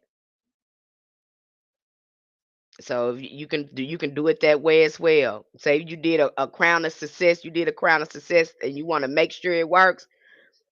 Go ahead and get you a fragrance. Again, you can layer it, ensuring your success. Okay, and hoodoo works better when you layer it, when you take the baths, when you already got your mind in alignment with it, and then you go to that altar, you light it up. Okay, and you say, "Oh, I got this fragrance too to make ensure that I magnetize myself and attract my opportunities. I'm gonna wear this fragrance." You're gonna have more success when you layer hoodoo and when you're consistent at it. Okay, not just one day. Sometimes you will have to do work 3, 7. You know, you might have to do it days in a row until you see a shift. Okay. Again, this is a science. If you do the work, you layer it up, the more consistent that you are with your work. You're doing the cleansing, you're doing all you need to do. There is no reason you're working with your ancestors. You'll see changes in here. They're not that hard. And this is a way of life. This is nothing that you pick up and lay down and walk away from. This is not that. Okay, practitioners will anoint themselves with these fragrances before rituals while meeting someone important or when trying to draw opportunities their way. A light spray can magnetize love, prosperity, or favor. Some also wash floors and add a splash to baths or dab it onto letters and petitions to carry the fragrances of their prayers. And I love doing that. I've got since I've been in here, I have been making my own little conjure oils. And boy, it's been fun. I've been playing with the smells. I've been playing with the smell of jasmine and jasmine oil. Okay. And I did a lot of that too when I was in the States. I made my own conjure oils and all that. So I'm pretty familiar in making oils. I don't do it here. I just make my own oils here. Now I'm here in Thailand. I love making my own oils. So if you can make your own oils and consecrate your own oils, I do recommend that. If you're going to get it from a practitioner, make sure that they are ethical in how they are making it, that they're making it at the right time, the right day, and they are setting the intentions when they make it. That's and to some practitioners, that's very important. They do not want to work with products that they feel like the integrity of it has been compromised. And I had that in my shop all the time. Now, the regular commercial oils, nobody really wanted the commercial oils, but most people gravitated towards the oils that were I made personally in house. Those tend to, sell pretty good. A lot of people didn't want commercial oils. I can't really blame them, but if you're going to use a commercial oil, make sure you're consecrating and working with it yourself, making sure you're energizing and activating yourself if you have to do that. Okay. Uh Spirit science work. And Hoodoo incense powder perfumes each carry a different spiritual vibration. Smoke rises upward, sending up prayers to heaven. And that's one thing they do here in Thailand. Once they get the altar together, because they're gonna put red Fanta up there, because it used to be a time here in Thailand where they did blood rituals, but in place of blood rituals now they offer a red Fanta drink. Now the other day I just seen a green Fanta drink up there, and I was like, I wonder what that's up there for. They had two green Fanta drinks up there. I don't know, maybe that was representing herbs or something. I don't know, but they use the red Fanta drink to represent the blood, the sacrifice, and so they give that, and they give water, and then they don't burn just two or three incense. They burn the whole pack of incense up there, and they say their little prayer. It's just a beautiful thing to experience. I think I posted it here on TikTok. Powders is more, again, that's more like earth magic. That's what you want to do when you working with powders, when you're trying to influence things on this physical realm. That's when you want to use some powders. Powders and fragrance, the same thing. Which fragrance, again, is going to draw those energies, attract those energies to you, those high frequency energies to you, making it more likely for your manifestations to take fruition on the physical realm. Okay, that smoke is going to be a clearly prayer. Okay, purely magical, and I think that's great for air spirits to air signs to work with incense. And again, if you're air sign over there, we have a whole workings, a whole lecture on how to work with incense over there. I got a lot of people in here. Hello, Pam Brown. Hello, Sharon, Yvonne. I got quite a people in here. Lucine, Nature Simp, Jasmine, Yasmink, Dr. Max. I got a few people in here. User unknown. Hello, hello, hello, Sharon. Hello, hello. All my TikTok family, YouTube family. So again, the powders are going to be definitely more earth based because the way they are made. That fragrance thing is kind of, again, bridging the gap between the spiritual and physical with the fragrance. And with incense, those are prayer light. There's petition lights. And sometimes, depending on, if you're paying attention, sometimes you can see faces in the incense smoke through the smudge. If you're paying attention, you sit at your altar and you're praying. Sometimes you can see faces in the smoke. And if you want to experiment with it, start taking pictures of your smoke and going back looking at the smoke. Sometimes you can see faces in them. Okay, spirit is very real. They just manifest differently compared to what you see on Hollywood. Hollywood making spirits look like it's like the poltergeist. Lord, it's not like that. Spirit gonna speak to you so subtle and probably been speaking to you, but you missed the signs because you won't get nowhere and sit down and get to yourself, or you so much in survival mode, got that anxiety working in you so much, you can't even listen to what your ancestors saying to you, because you ain't sitting getting yourself out of survival mode so you can listen. Okay, you gotta get yourself sit down somewhere. And I know you want to keep going, you got stuff to do, but no, you don't. You got to sit your butt down. That's what you got to do. You got to get yourself get somewhere and sit down and start taking care of yourself, and stop letting these folks run you into the ground like that. That's what you got to do. High poetic aesthetic. That's what you got to do. Don't let these folks think you ain't got no time, hun. They tricking you. You got to get your they don't want you to get out of survival mode, because they know once you get out of there, hun, you're gonna be thinking. Stuff gonna be shifting. Okay, you ain't gonna be dancing to the beat of their drum no more. Okay, you gonna be dancing to the beat of your ancestors. Hey girl, hi beloved. I have a picture of my niece with one of my incense, and there is a face in the smoke. Look at what Poetic Aesthetic said. She said there's a face in the smoke. You hear me? I'm telling you, you can see faces in them smoke. You sit down, you think your ancestors ain't there. You been there talking to them. Start taking pictures of that smoke. You probably gonna see some faces in the smoke. They there. They come in subtle ways. You gotta trust that they are there. But that's okay.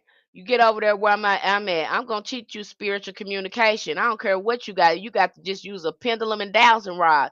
You gonna talk to your ancestors because you that's imperative by any means necessary. Because you need to be asking these folks what you need to be doing and what you need to be healing. You need to be talking to your folks. Okay. You don't do stuff blindsided. You need to know that you got spiritual allies and spirits are really present with you. Now I tell you this, don't get over here and hoodoo if you scared of spirits because you don't understand you are a spirit. You ain't even your body. So you fooling yourself if you think you a person because you're not. You a spirit. Okay? This body is very temporary. Your spirit, your soul live on forever. Okay? When you getting over here scared, you going back over there where they pretend like they talk about what Jesus do, but they don't do what Jesus do. Over here we do what Jesus do. Okay? All right, we don't talk about what Jesus do. We know that he said even you would do greater things. We do those greater things over here. Okay? All right. Now if you want to be over there and you just want to talk about what that man did, you don't want to do what that man did. He showed you how to do it and told you you can do it. And you go on over there with them folks. Or you can pretend with them and just talk about what he did and all that stuff and don't do it. The man told you to do it. I'm just saying. That's how I see it. I don't know how you see it, but I'm listening to what the man said. I ain't listening to what the preacher say. I'm listening to what them folks said in that Bible. I don't care what that preacher say. That preacher be lying, and so he can keep some money in his pocket. He ain't trying to get none in your pocket. Your ancestors trying to get you to be abundant and prosperous and all that stuff. And that preacher don't want that for you. That preacher want to keep that from you, honey. All right. He think he the only one can talk to God, and you ain't got. He think he got more God in him than you do in yourself, honey. You want to be talking to somebody like that? Okay. Hey, Shirley. Okay. Charlene McNeil. Hello, sweetie. Hello, Jasmine H. I don't want to be talking about nobody like that. Think I can't talk to God. All us got God in us. How you better than me? You got all these flaws going on with you. No. I talk to God myself. Okay. Ain't nobody, everybody got their own way they can talk to God, and it's okay. Your way, it ain't wrong. Okay. You don't listen to nobody telling you how to talk to God. God made you. All right. Ain't no man gonna do it. You don't need no man telling you nothing about no spirit, no way. Cause he ain't the first one to start talking to a spirit. It was your great mothers. And see, some of y'all get in there and you start really doing the healing with your ancestors and start healing those mother wounds. Honey, them ancient mothers will come up. I'm telling your ancient ancestor mothers will come up and they would be a matter of fact with you because they're gonna point out where them wounds come from. Okay. They're gonna let you know what it is. So a lot of us we need to go on that mother line and heal our mother line, and then get over there and heal that father line. But most of my healing it's been from those great mothers showing up in my altar, talking to me. I'm like, oh my God. And one of my spirit guide, my ancestral guides is an old woman. Old woman. Be talking to me, old woman. Okay, and then I got uh uh uh uh a spirit guy. He's a warrior. He's a middle-aged man. He is a warrior. So I got two, ancestral spirits that walk with me. Okay, and that's not all. It's a few more there, but those are the two that are constantly with me. Okay, and you'll be able to identify yours too, because like I said, we're going deep into spiritual communication there. You're gonna learn. You're gonna learn. Okay. We not just gonna teach you no spells that's not gonna help you if you don't know how to communicate with spirit. That don't even make no sense.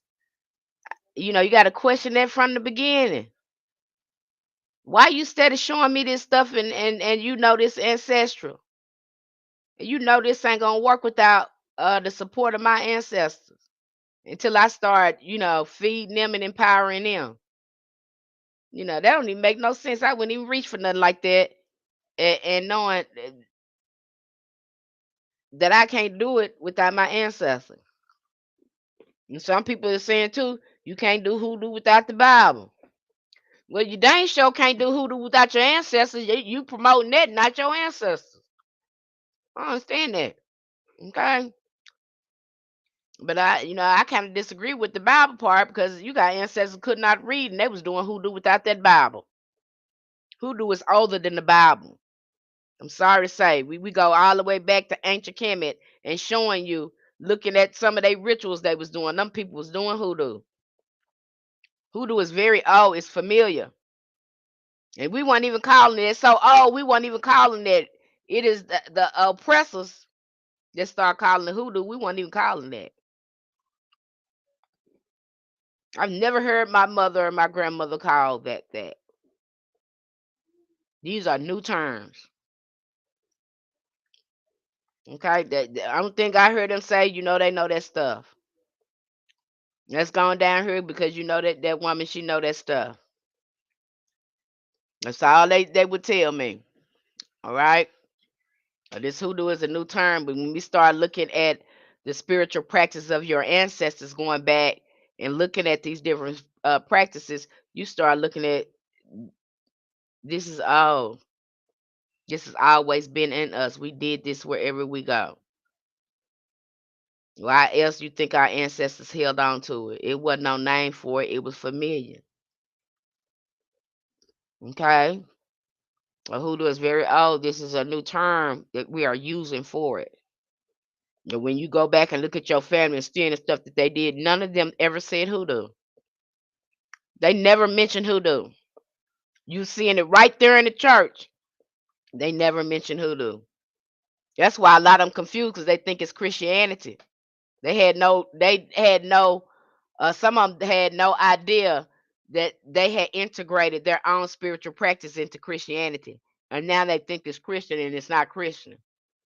And when you tell them that, they fight with you tooth and nail that ain't what that is.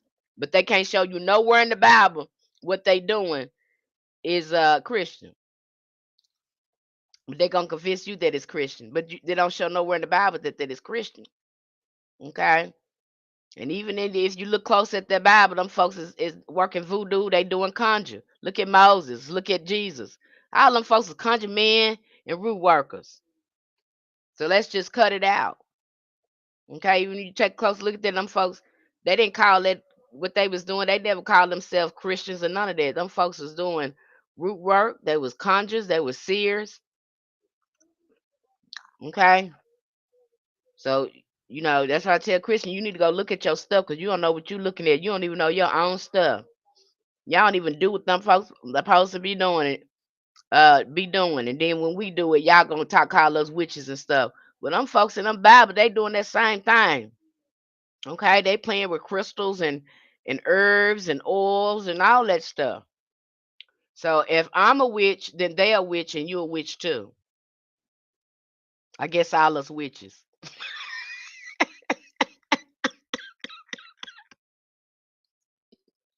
I bet they go somewhere and sit down then and go think about it.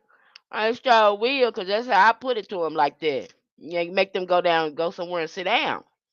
Okay, you just tell them like that. And they gotta go over there and think about it. I'm not gonna keep arguing with you. You go look at your Bible. Okay. Incense and powders, perfumes, and hoodoo are more than ritual accessories. They are bridges between worlds, extensions of the worker's will. Through smoke, dust, and fragrance, root workers call on spirit, shift energy. That's what we do. We shift energy over here. Okay, we shift energy. You want to set some energy real quick? Get you some music going. Get the dancing. Okay, we shift energy over here. Again, we take the time to do it, and you learn that. the power of your mind and the power of sound.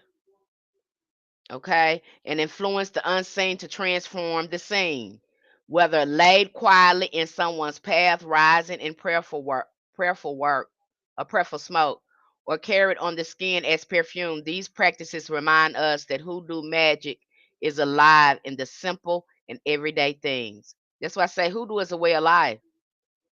And the first thing when people be doing stuff to me, honey, like they acting a fool now, honey. I said, you know, I'm so tired of these po acting fool. I'm gonna take them right to this altar because I'm not finna deal with this. I took it right to that altar and gave it to my ancestors and started telling them what was going on.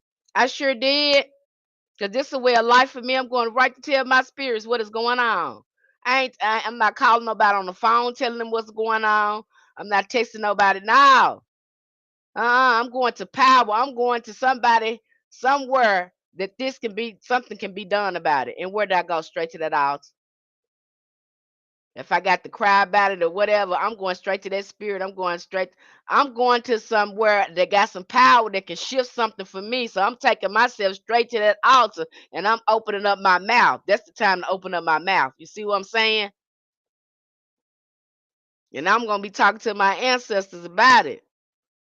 Look at here, I don't like this because this look like such and such ancestors, and I know what we done did, and you told me don't do such and such, and I did this, and these people are still doing such and such and such. I don't know how we gonna get it done, but I know this is ain't right. You know, if you can do something about that, you know, please help me. If you can't, you know, please help me find out a way to take care of it. You know, again, you're gonna see some changes when you start talking, going to your out and talk to your ancestors like that. They will show up for you. Okay, but you need to be talking. You need to be building a relationship. Okay, and in fact, it may sound like you talking to yourself. You are not talking to yourself. Believe me when I tell you this. They hear you. They might start putting ideas, uh, giving you inspiration in your mind. You might hear little phrases in your mind. You might experience thoughts repeating the same thought repeating itself. It's them. But see, you don't know the language of spirit, so you don't know when they talking to you. Because ain't nobody taught you that. You don't trust your thoughts, so you have not did enough healing in your mind where you can trust your thoughts. Okay, we're gonna break it down. We gonna break it down for you so you do not be you're not mistaken in what you're doing. When you talk to me, you're gonna know a matter of fact you talk to your ancestors. You ain't gonna be guessing. You ain't gonna be guessing. I think they said no. You just did a divination. You asked them the question, they said yes or no. Or they showed you how to do it. That simple. You see, a lot of us we in these practices and we're confused. And I love that in our tarot practice. I just loved it because everybody that picked up them cards, they got an answer. They got clear answers.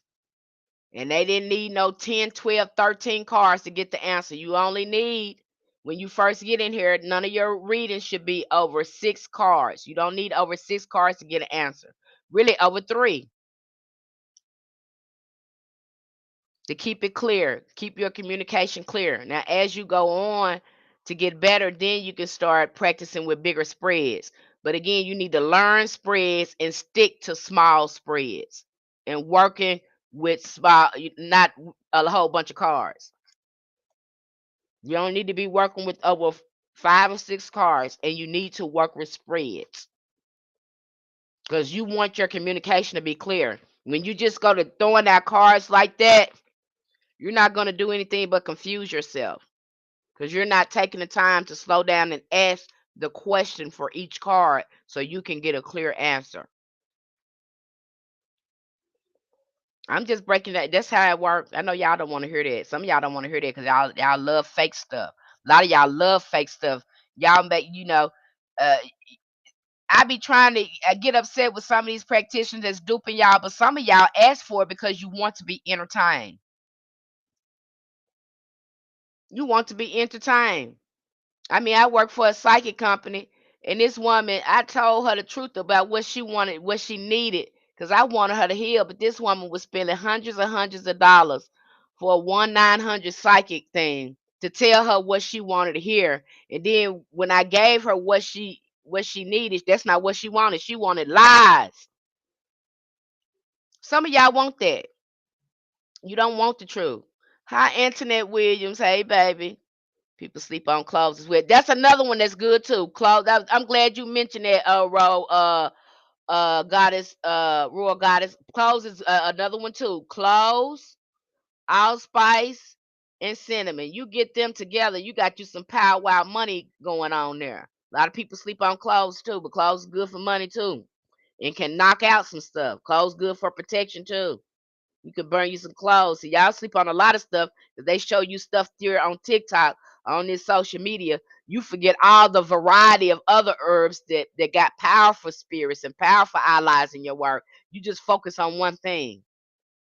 Okay. I think I mentioned that in my TikTok. I posted a variety of and herbs and spices you can use in your workings. You see, some of y'all don't want that. You don't want no, you want to be entertained. You want something that feel good. And that's something about hoodoo. It's some things your ancestors will tell you you can't do.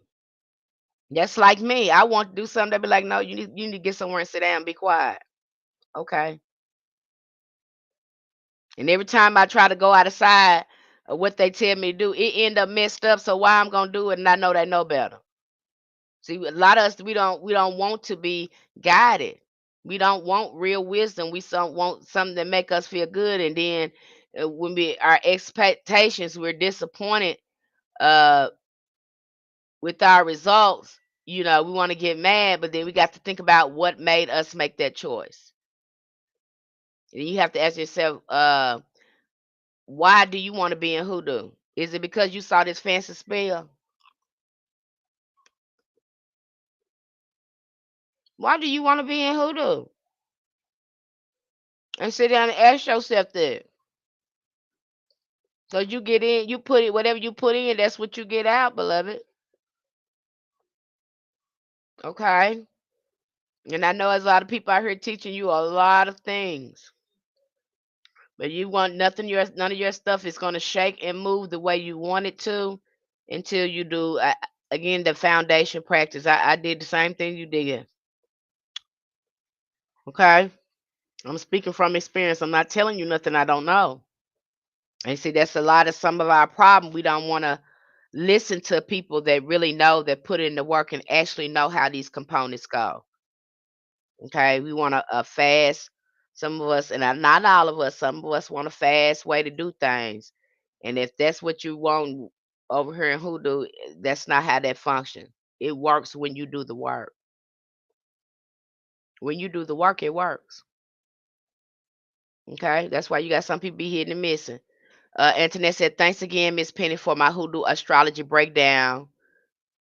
You mentioned work with the rebel ancestors. Can you elaborate more on that? Rebel ancestors would be more like revolutionary ancestors. Maybe you need to push against the grain, against something that is stopping you from doing what that needs to be done. And not everybody gonna accept what you do. And sometimes you got to be the rebel. You got to be the revolutionary. What is it that you need to be revolutionary back to somebody trying to get you to conform to, that you know that it don't vibe with your spirit? I hope that made sense to you. That's the rebel. That's the revolutionary. It's just like you seen let's look at Tupac Shakur. He would be a rebel. He was saying some revolutionary stuff. Okay? It was real. I never forget when he talked about the police and they thought that he was telling people to hurt the police. And I like the way he put that. He said, well, if you ain't doing no oppressing or nothing like that, well, you ain't got to worry about getting hurt if you ain't the oppressor. That's the way he said it. I said he tell no lies there. The only people would be offended by that if there you are the oppressor.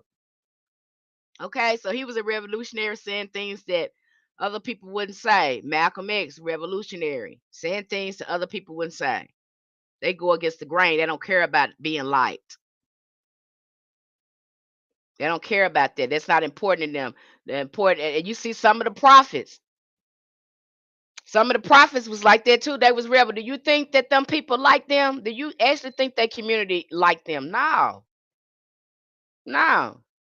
But they was putting them in place. They was checking them. Okay, they was putting them folks in place. They was saying stuff that the king didn't want to hear, the people didn't want to hear it, but they had to say it.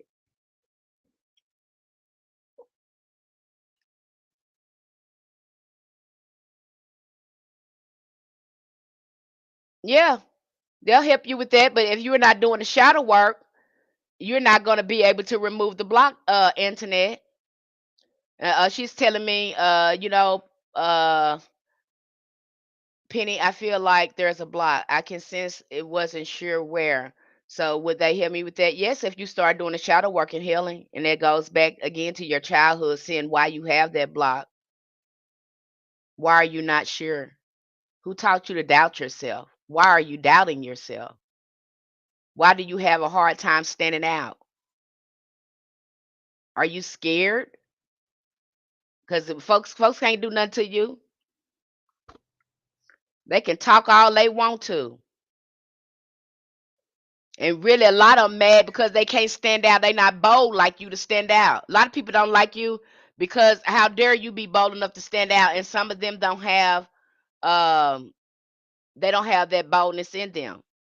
They wish they had that in them. Okay,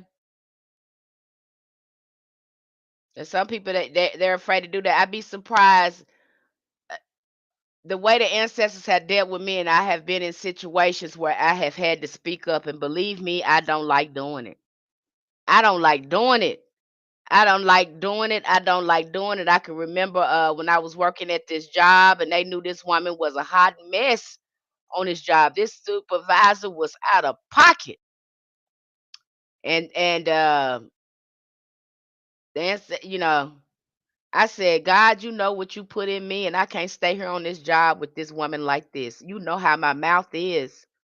I can't the way my spirit is. I can't take that type of oppression and I can't take that. That's not how I'm built. I can't take that. Hey, you made me like this. I'm saying you made me like this. If you want me to be here, you're gonna have to fix this. God said you're gonna have to open it said you got to open your mouth. And honey, I hate doing it because what happens when you start open to your mouth around people that is conformed to dysfunction, everybody hates you. And they don't realize that this one person is making people sick. Kind of see that's what's going on in Americas right now. Then when you open your mouth, people looking at you. I start opening my mouth and talking about that. And what did my coworker say? You gonna get fired. You gonna get fired. Anybody come here that said that and all that, they gonna get fired. You ain't gonna be here long. I said, I looked at them straight in the face. I said, if God, the only way I leave is God move me. It ain't gonna be them. If God put me here, who can move me? I meant that. They don't own me. They don't own this company. God put me here, and if God put me here, they can't move me. And baby, and it was and as soon as I said that, baby, it was just like that. It was just like that, honey. The stuff I was saying, they was like, I'm so surprised they ain't gonna fire you. They had to gonna fire me. God put me here. That's why they can't fire me. They want to, but they can't. They can't say I'm lying. Am I lying? Anything come out my mouth, ain't no lying, nothing but truth. How you gonna fire somebody for telling the truth? You raggedy. It's raggedy around here. You hurting folks. You abusing folks around here. You raggedy. I'm gonna say it. Okay? And then when I got to talking about it, and that's what makes me upset, is when they see the rebel gaining momentum and they start seeing people shifting. They start seeing stuff shifting and seeing how things start turning out and shifting, how God start moving stuff. Then they want to jump on your side. No, get back over there. Because you should have been said something, open up your mouth instead of going along. You knew this stuff wasn't right and you let it get out of control because you was too scared to open your mouth. Don't get over here and stand behind me because you should have been standing in front of me. And you get folks like that. That's what makes me upset with people because we're too easy to conform. We're so afraid of what people won't think. You can't be you working with your ancestors, you working with God. You can't if you got to stand alone. You got to be willing to do that. You hear me? Because ain't no way our ancestors would have got where they was if they was conforming.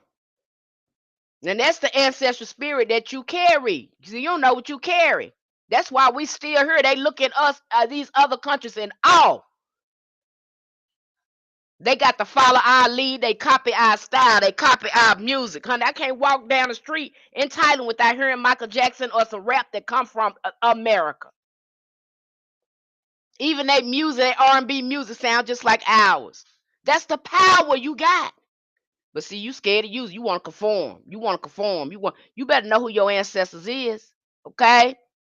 I had the first experience with shadow work. I believe my ancestors led me to do the right after the death of my granddaughter. I really had to go deep. This started for me shortly after her transition. Spiritual said build an altar, so I did. And it started from there. Keep on going. Keep on going. Keep doing the work. It'll be clear. You probably need to find you a meeting and talking to your ancestors. That's what it sound like. Like you need to get clarity. So you probably need to get you a divination going, whether it's automatic writing, pendulum, tarot cards. I don't care what you use, whatever's comfortable with you. But again, start uh, clearing that line with your ancestors so you can communicate, so you won't be confused. Okay. Again, you don't know what you got in you. You got to be willing to go against things. See, that's the kind of spirit you got in. Our ancestors didn't survive because they got along to get along. Oh, hell no. You got some ancestors that put in their work. They put people on their back with that root work. Okay? With that conjure, they put them on their back. See, they ain't telling you them stories. They ain't telling you. They tell we did to them. Oh, we did some stuff to them too. Don't you forget about Nat Turner. Don't play with me. We ain't weak. We ain't no simps.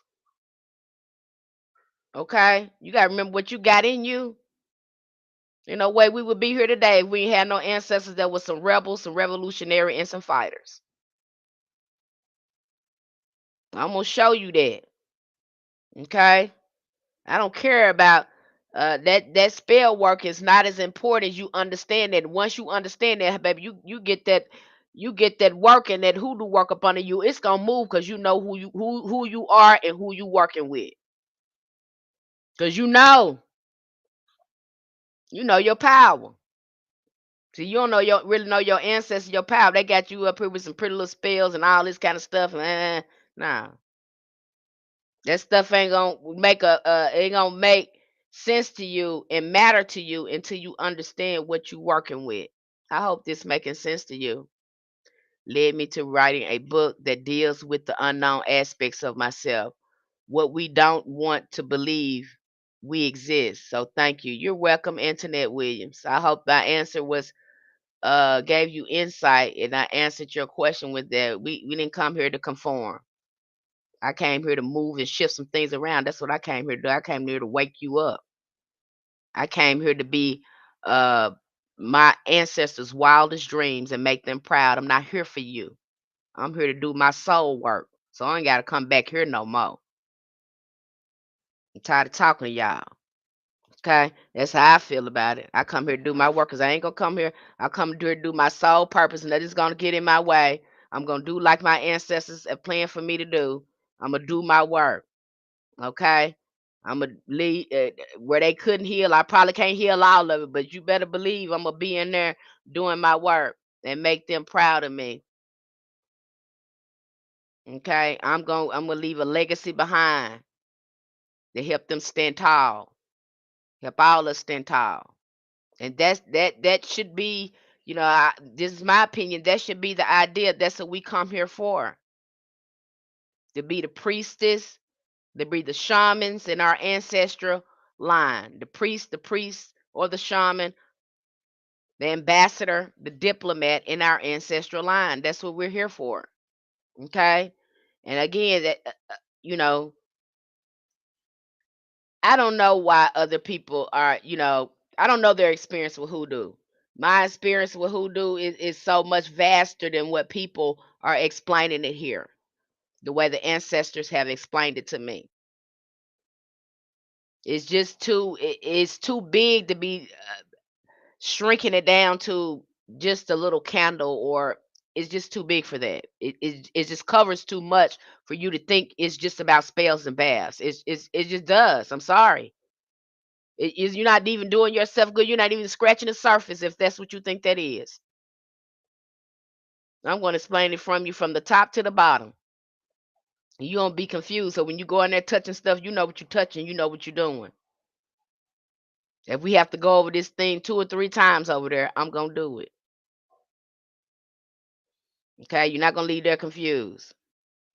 Throughout history, human beings have turned vessels and jars. And that's one thing we have just got into too. Now, y'all know the other day, I'm shifting now. We're shifting, getting off that topic. And now we're going to talk about jar, again, working with jars and vessels. I didn't really, when I first started, I didn't started working off with jars and vessels, but now the ancestor has me working with jars and vessels. I think they're wonderful to work with, especially if you're trying to hold some magic down and keep it ongoing and working. Okay, just like we talked about those bowls, you didn't know those bowls came from the Aramaic culture and how they were using them and how I broke that all down to you. Okay. So we have been using vessels and jars and bottles and bowls and pouches and mojo bags as spiritual forces for forever. Now, what people don't understand, once you start using these things, and I had to break this down, these things become a spirit because you have energetically created a thought form. And what are thought forms? Thought forms are, again, they work as spirits getting the work done. And the more you talk into that thought form and contact that thought form and work with it, it grows and grows and grows and it goes out and do the work. It gets more and more powerful. Does this make sense to you? That's the only way I can explain it. Magic again, your mind got to be right because again, you're using again your imagination and your mind to move magic. And so if your mind is not right and it's not in alignment with the magic, you will fail to see the results. I like your approach. You gave so much. You showed us how to break the spells we are under before wanting to do a spell. That's right. That's right. You're gonna have to do a lot of uncrossing work before you even start getting in there because you don't even know how you don't even, we don't even honey, I didn't even know how I was crossing myself up. I cried so much because my mouth was so raggedy. I kept on doing uncrossing work on myself and crying and get mad at myself because my mouth was so raggedy. I can say that because I knew it was true. Okay. So again, you'll probably do a lot of crossing work. So again, when you start working with these things, a candle or something like that, it becomes a spirit. It's not just a candle. This is why we go back and we keep doing the work. You'll have some 7-day candles, 3-day candles, and what are we doing? It's not just burning. Hopefully, you're going there periodically and you're empowering that candle with a chant or with a Bible verse, keeping it, strengthening the work so you'll get better results. Is this making sense? We don't just walk away. We keep that work. That's why people doing chants. That's why they repeating them verses. They're building the work. I hope this makes sense to you. Okay. From ancient Greece to medieval Britain and Appalachian folk traditions, people have believed that spells sealed inside a container could both amplify and protect its intention. In hoodoo, jar and container magic carries this same timeless wisdom, adapted through African American ancestral practices to serve needs for protection, justice, healing, and manifestations. Okay, so this goes way back. We have been using vessels and magic. You kind of see that with the genie in the bottle too. You can see it with the bottle trees for the spirits. So again, we have been using vessels for a long time to do magic. Now you got some people in here, and I've heard this. You're gonna hear me mention it again. Don't put yourself in a jar. Don't do this. Don't do that. Do that. Well, beloved, you need to go back and look at container magic. You need to look at how we use vessels for magic. You can even find in some historical findings where our ancestors was hiding these vessels, sometimes all over the house, up underneath the floorboards to draw or attract things. Okay. Okay, good, Royal Goddess. I'm glad it's making sense to you. So again, our ancestors they use these vessels. So again, it was to keep the magic on going, to keep it safe, and a good way to protect it as well. The idea of placing energy, prayers, or intentions into a physical vessel is an old as civilization. In ancient Greece, protective bottles were buried in the edges of properties to ward off harmful spirits. In Egypt, sacred jars. Remember they was cracking over some of them jars, and some of them jars had magic spells in them. Then they released them, and then it all hell broke loose. So again, we can go back and we look at Heka. They was doing the same thing in Egypt. What is Heka? Heka is Egyptian magic.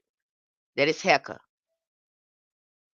So when you hear me talk about Heka, and I recommend that you go study a little about a Heka. Go look at that, and that you gonna look at that thing and say that thing look like hoodoo. It's a lot of spiritual systems we covered over there, and you look at them, you say, "Oh my gosh, now I understand why we have hoodoo, why this is in hoodoo," by looking at the other spiritual African spiritual system. And we did a little of that when we looked at Lamadam, Madame Madame. Okay, we saw where she came from, and now we understand how she got in hoodoo because she was a part of those Congo spirits. Okay, she's in our ancestral spiritual court. Her archetype is in some of our spiritual courts. But we don't know that though, because we a lot of it ain't talking to our ancestors. We don't talk to them. We just want to do spells.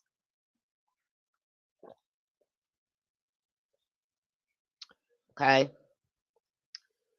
so they were doing this in ancient Egypt as well. In sacred jars, held offerings and served as vessels for protection in life and in death. In British Isles, during the Middle Ages, bottles were filled with pins, nails, urine were used as counter curses against witchcraft.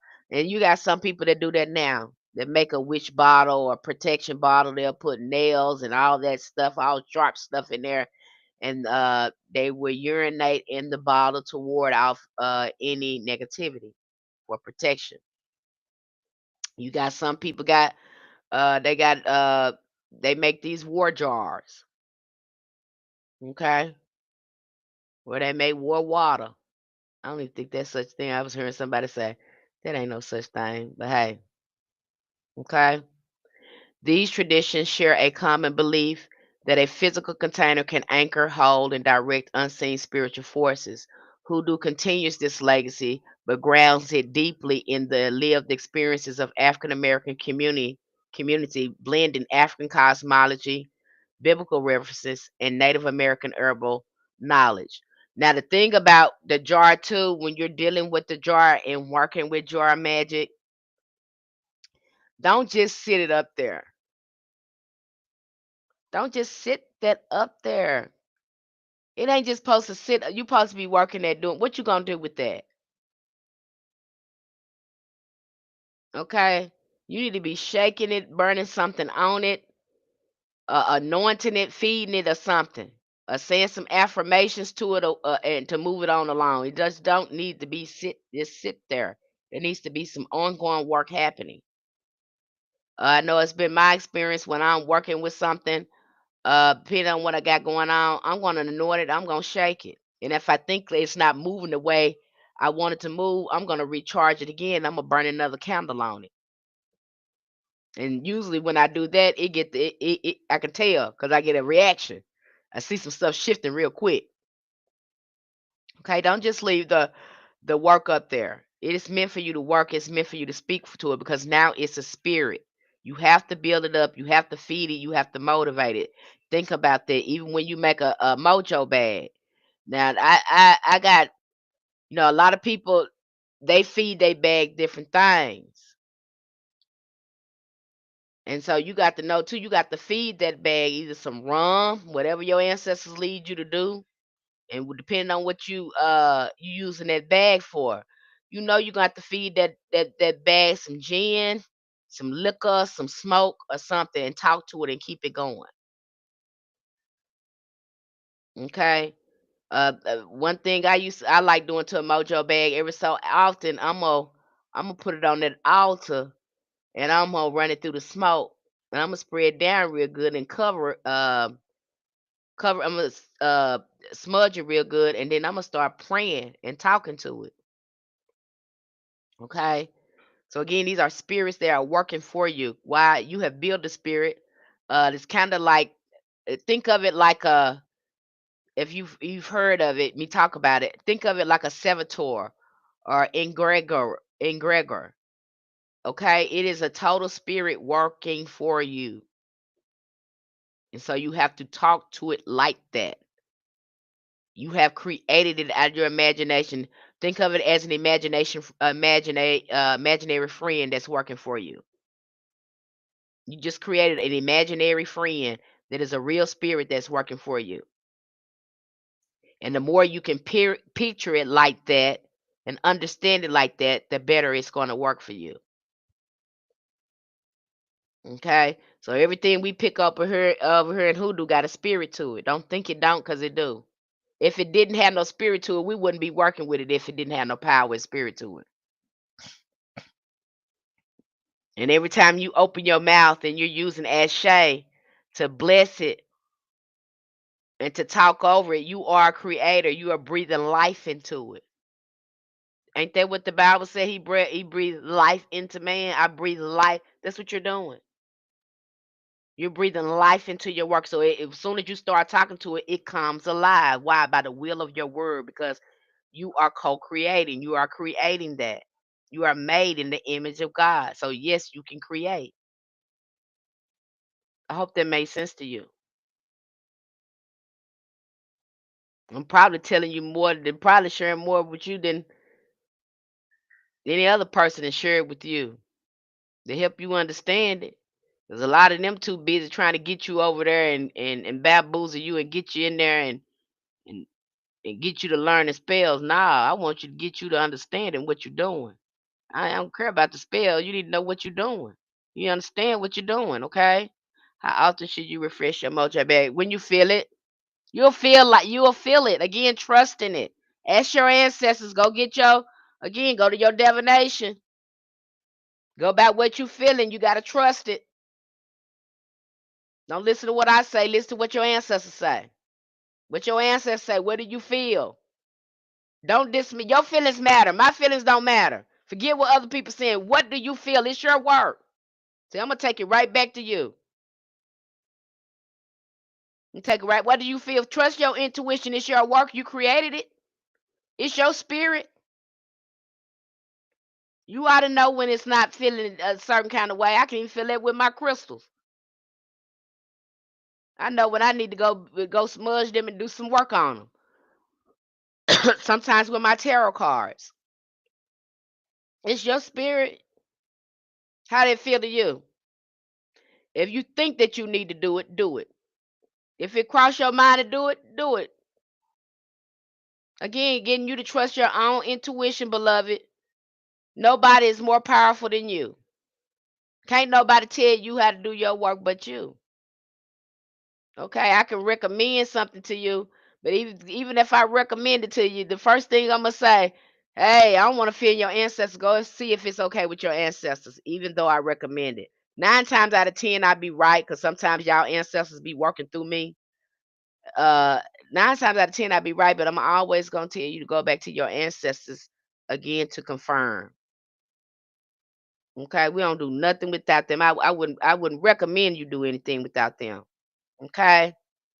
But again, my thing is with a mojo bag or whatever, if I got ongoing work, I'm gonna work with that bag maybe once a week.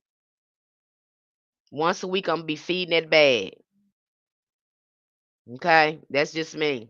I'm gonna keep that thing going.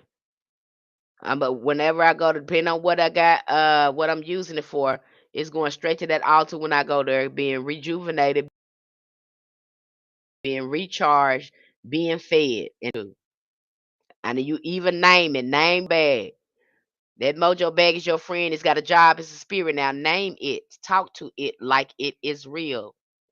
Miss Penny, you have been confirming for me what I've already been experiencing before I came across your channel. I didn't understand it until I heard you break it down.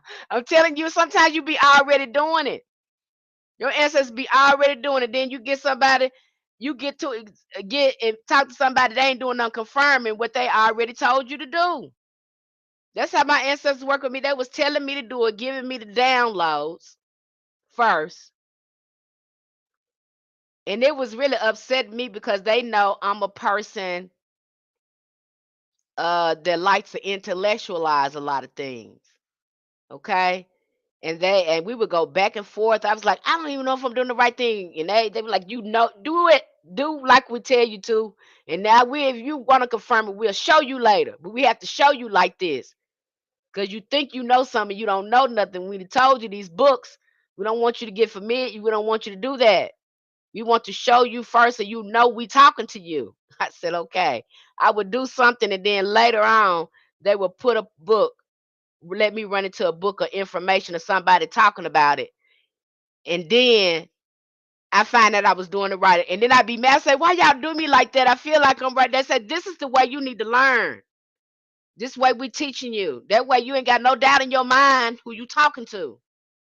Okay? And that would make me upset with them. But we had a time in Ancestors because we argued a lot on this path because I didn't want them to teach me like that. Because again, I'm having to follow something I can't see, and again, trying to trust my intuition. But that's how they worked with me. Okay. And now I can come back and share all this knowledge. And they gonna probably do the same thing to you. Sometimes that's how they work with you. Again, to build the trust in you. Okay, build trust in yourself and with them. Oh, me to them ancestors even told me what to use in confirmation. If they teach you, you don't need no books. I'm telling you, the only time you gonna this the route I give you guys books to confirm your walk because these are some of the experiences that you're gonna have with them. Okay. That's the only thing the books are doing. They're confirming what they're teaching you. They're just giving you more validation. That's it. But your walk is personal and your own. And you'll probably find yourself in a lot of material that we read. Oh my God, Miss Penny, I've been already doing it. Well, your ancestors already been leading you. Okay, now you know you can trust your intuition more. It's just building trust, beloved. Okay. The book, and then they expand your consciousness too when you read these books. And sometimes they be want to have conversations with us, and because we haven't been privy to that knowledge, they can't retrieve that in your consciousness and have a conversation with you with it because you don't understand the terms, you don't understand what they're saying, so you get a little confused when you are not expanding your consciousness.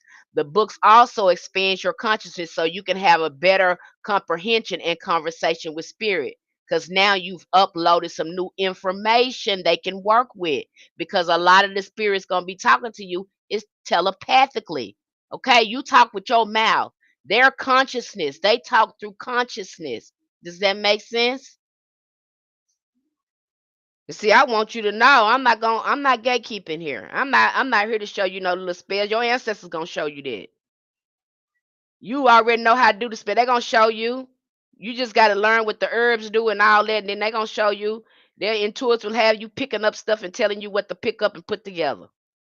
And then you can confirm it and check it before you start doing the work. That's usually how it works. That's why everybody magic don't look the same. Okay? Is this making sense to you? That confirmation life ain't no joke. You are a living confirmation too. So gratitude for helping. Oh, you're so welcome. Who am I talking to? Shamari? Shanari? Yeah, Shanari. Shanari. Okay. They're gonna lead you. I'm telling you, that stuff gonna come together for you. And just like Tina been out there, she been pouring them libations and honey. She been consistent or whatever. And honey, her ancestors hurry up and show her sign. She got this plant growing outside by this tree, look just like a finger pointing towards her house. They gonna show you down. They don't play no games. Okay, they gonna show you synchronicities. You gonna know they with you. They speaking to your intuition, or you're gonna have these recurring thoughts that keep ruminating in your mind till you do it. They've even put in me, like, you know how you have an urgency to do something, you don't know why. They'll put, when you need to do something, they will move you to do it. It's just like you having an itch right there, you have to scratch it. They'll put a feeling in you like that when they need you to move something. So you need to be in tune with yourself, start healing, so you know when they talking to you. Okay, healing is important. Get you out of survival mode. Because them folks, they don't want you communicate with your ancestors. Them folks want you still working out of survival over there. They don't want you to slow down and rest. And you need to slow down and rest, baby. And once you start taking care of yourself, you take care of yourself, you taking care of your ancestors. Okay? You slow down, start taking care of yourself and talking to your ancestors, you're gonna start again, you're gonna start getting messy, it's gonna get clear. Don't let these folk got you rushing and here and there and getting on their clock and you gotta be here. Hell no. I need to rest. You take that time out to rest and do a lot of self-care. And that's one thing when we started our healing over there with that shadow work. That's the first thing I tell people. You need to rest and take care of yourself. Take it slow. I want you loving on yourself, love yourself, because that's something that our ancestors could not do. And when you're doing this, you are acknowledging into love on yourself. Oh, thank you. Love on yourself. Care for yourself. Okay? That's gonna be so important. So much insight gonna come in when you start doing that. But if you in survival mode trying to dance to these folks' music and stuff, baby, you're gonna miss some stuff, okay? And I don't want that for you. Okay? That's important. So I understand who Internet Williams says, so I understand the who, the what, the why, the where, and how, and it functions and how it applies. Exactly. Okay. And what Internet Williams said, she said, I just felt the missing pieces. I don't want you to have no missing pieces in this work. If you are missing pieces and you are confused about something, I'm not gonna let you be like that. Because your ancestors don't bring this supposed to bring you clarity. You are not supposed to be confused on your spiritual journey. You should be able to put it together. Okay. And if you don't have the answer, if you wait long enough, you're gonna get the answer. Sometimes your ancestors don't give you the answer right then. You might get it a day or two later. Give them time. Okay. I just came back from dancing on the beach. I know that's right. Dance on the beach. Okay. Dance among your ancestors. All right. Because you channeling. You conjuring when you do that. All right. These traditions share a common belief that physical containers anchor and hold and direct unseen spiritual forces. Hoodoo continues this legacy, but grounds it deeply in the lived experiences of African American community. I already said that. Okay, so again, we do container work over here. And that was a big thing too that I was hearing people talk about. Don't put yourself in the jar, don't do this, don't do that. I'm like, where are y'all getting this from? Who told you that? Who told you that don't put yourself in the jar? Depending on what you're doing with that jar. Okay. Depending on what you're doing with it. How you using it. Okay. Now for you, you probably don't want to put yourself in the jar. I don't know why your ancestors don't want that for you. They probably never did container magic. Maybe that they don't want that for you. Yeah, that's why you see everybody magic look different. Maybe they don't want like that. That's how they see it from their point of view. So you don't use jars, but don't stop anybody else from doing it just because it don't look like you doing it. Okay. Don't tell nobody. You have to tell some of the ATRs that about hoodoo because they want to tell folks they can't work with this and they can't work with that because of their religion. Get somewhere and sit down somewhere. This ain't that. Yeah, we know you don't do it like that in your religion. That's why we're not over there. That's why we're doing this. Get somewhere and sit down. Go over there and focus on what you're supposed to be doing. Stop coming over here and trying to police something that you say you ain't even it. I'm not trying to be in your religion, so why you getting in over here? This is different. You want me to understand your religion and why y'all don't do it? Well, that's for you. Well, we do this over here because we ain't in no religion. That's in your religion. Stop coming over here with that. Okay, go over there. You should have so much to do over there, and stop trying to pull people into your stuff. You sound like a lot of these Christians trying to convert us. Leave us alone. Now that stuff over there don't even look African no more. I was sitting up there looking at a picture. Uh, uh, I was looking at a video, and Lord, I have to stop myself sometimes. I was nice the way I said it. I wasn't ragging it with my mouth, but I made a little statement. But honey, this lady on here, and she's showing that she's in the Orisha tradition, and she got her dad in the video, and the people saying, well, people was getting mad at her because she showed this or whatever. I was like, nah, that's not. I don't think that's why them people get mad. I don't see no African or black people in this video. That's all I said. That's all I said. I just said I don't see African or black people in this video. And then that's when people start getting in my they was commenting back. Said, well, she had black. I said, well, I don't see that.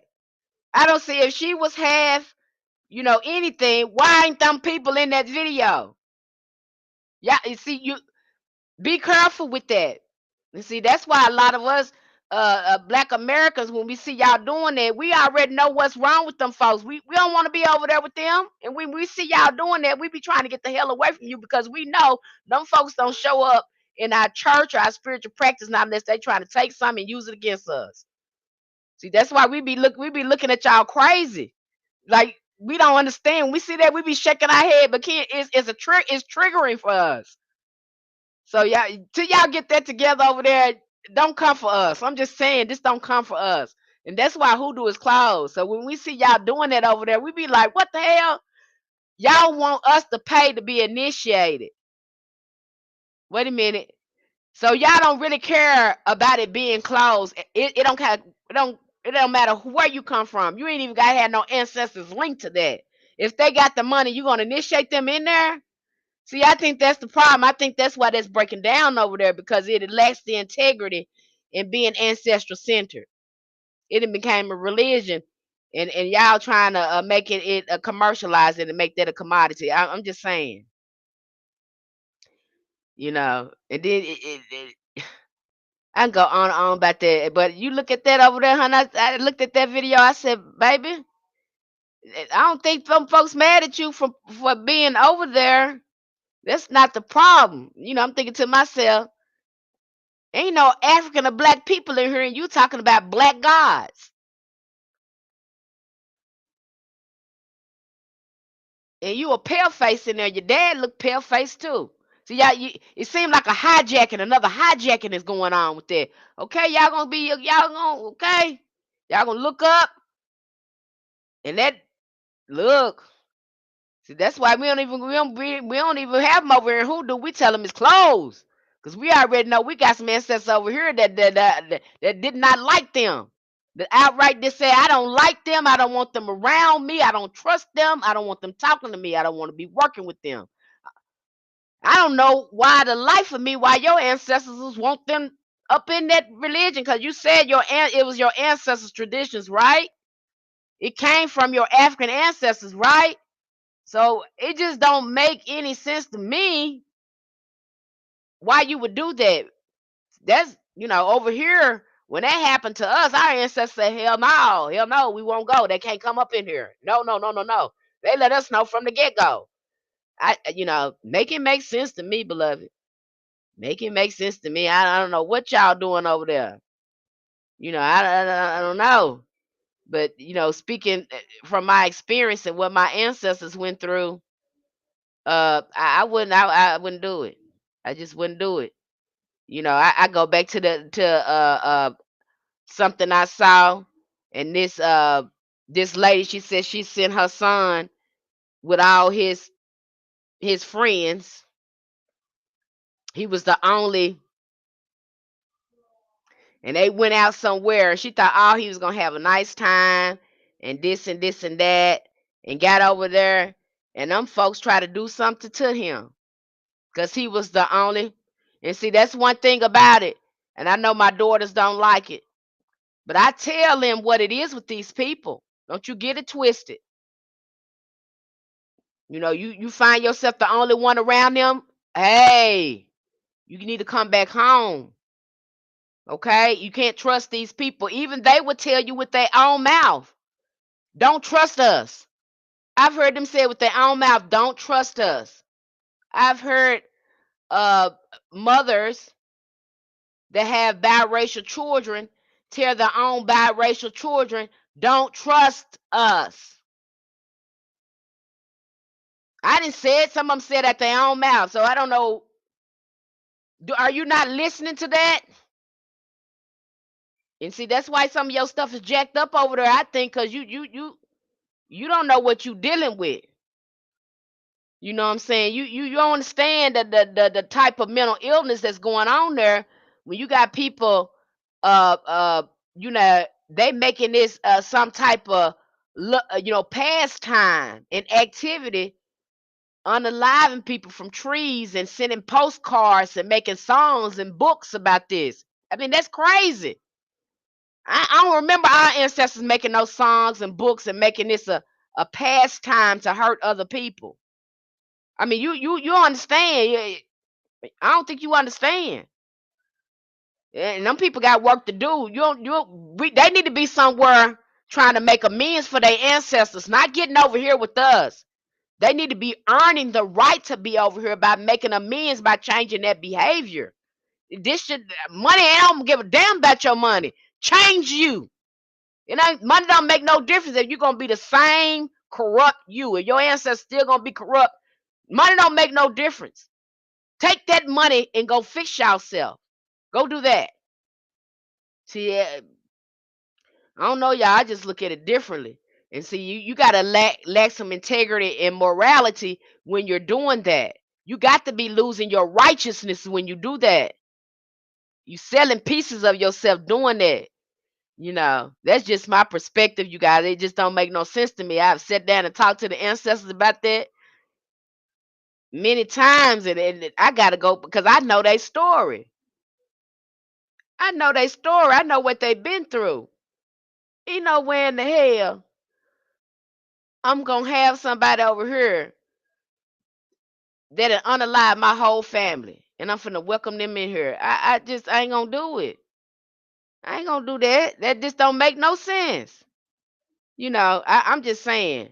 It's all of them like that. I'm not saying all of them like that, but they are responsible for fixing their community the way we're fixing our community. Okay, and it ain't, that shouldn't have happened to humanity, but we still got our work to do. It doesn't excuse the fact that we still got work to do, and we still need to heal in that area, and they need to be over there with their ancestors trying to mend that and make amends for that to redeem themselves. I don't trust you until you do that. Until y'all collectively get together and fix that, I don't want you over here. I don't want you to. Well, I'm not like that. You may not be like that. You may not, but it still doesn't explain. It still doesn't excuse the fact that you need to get over there and talk to your folks and get their mind together, like we over here trying to get our mind together. And I know a lot of our children don't want to hear that, but at some point, I'm telling you, get along with these people. I don't like being with her. To me, it's a trauma response. When I get around a whole bunch of them by myself, I don't like it. I don't feel like that around Thai people because, again, they ain't never did nothing to my ancestors. I've never seen them do that. They always treat me good. But if I had to go to a country that all of them was pale, I don't want to be there. No, I don't want to be there. I don't trust them. I don't want a lot of them folks around me like that. Okay? I don't think I start looking at when I get around them folks too long, I be looking at white sheets and white hats on their head.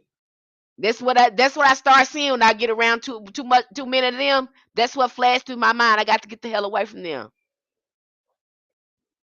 And when they get together, they tend to collaborate like that. All of them.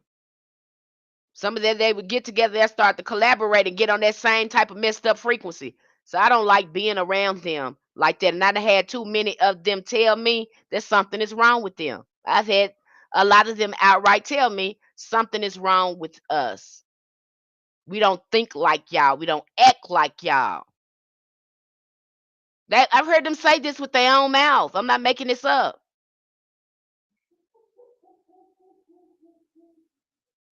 What the programming stops with you in the inverted matrix. I don't know what that means. Trap philosopher, glitchy. I don't know what that means. So I don't get down with something that's going on with them. I don't know what it is, but I've heard them say that. I've heard them say that out of their own mouth. I'm not making this up. I'm not trying to bash them, but you could tell something is psychologically wrong if you want to keep something going on for 500 plus years. You go out your way to oppress and keep people impoverished, even come up with this credit system. These other places in other countries, they don't got no credit system like that. They don't make it hard for their people. Like they don't have that. They only have that to put in place because of this systemic oppression they have going on over there for particular people.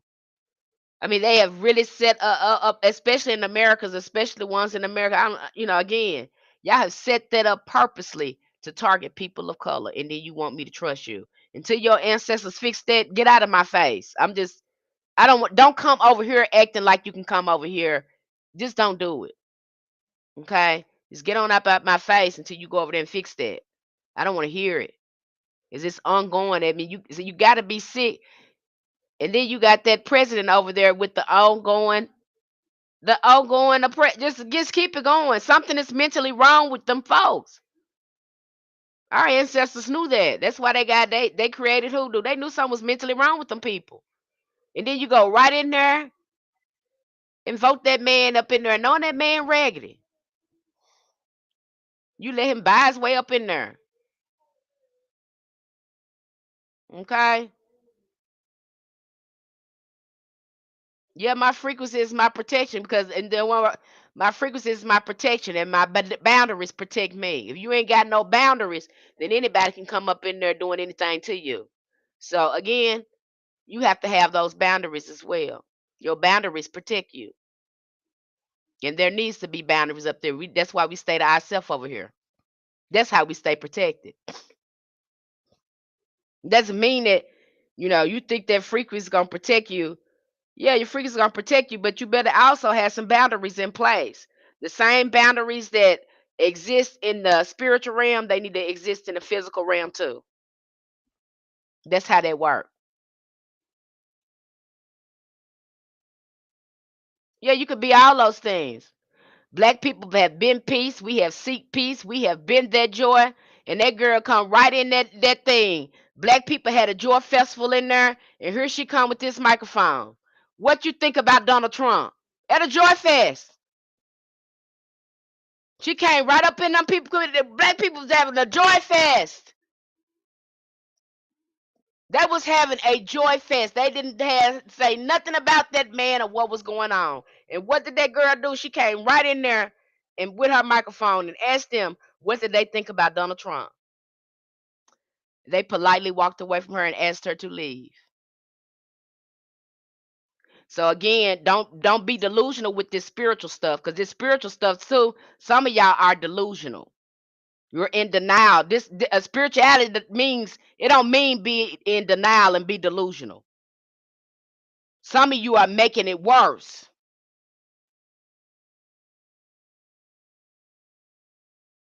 Black people have been the joy. They've been the peace. They've been all that. And folks come right where they is and do stuff to them. So you better stop it with that.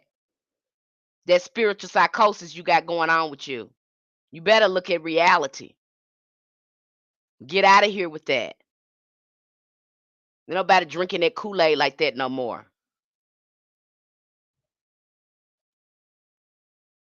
You using it, some of y'all done made that toxic positivity. That's what that is.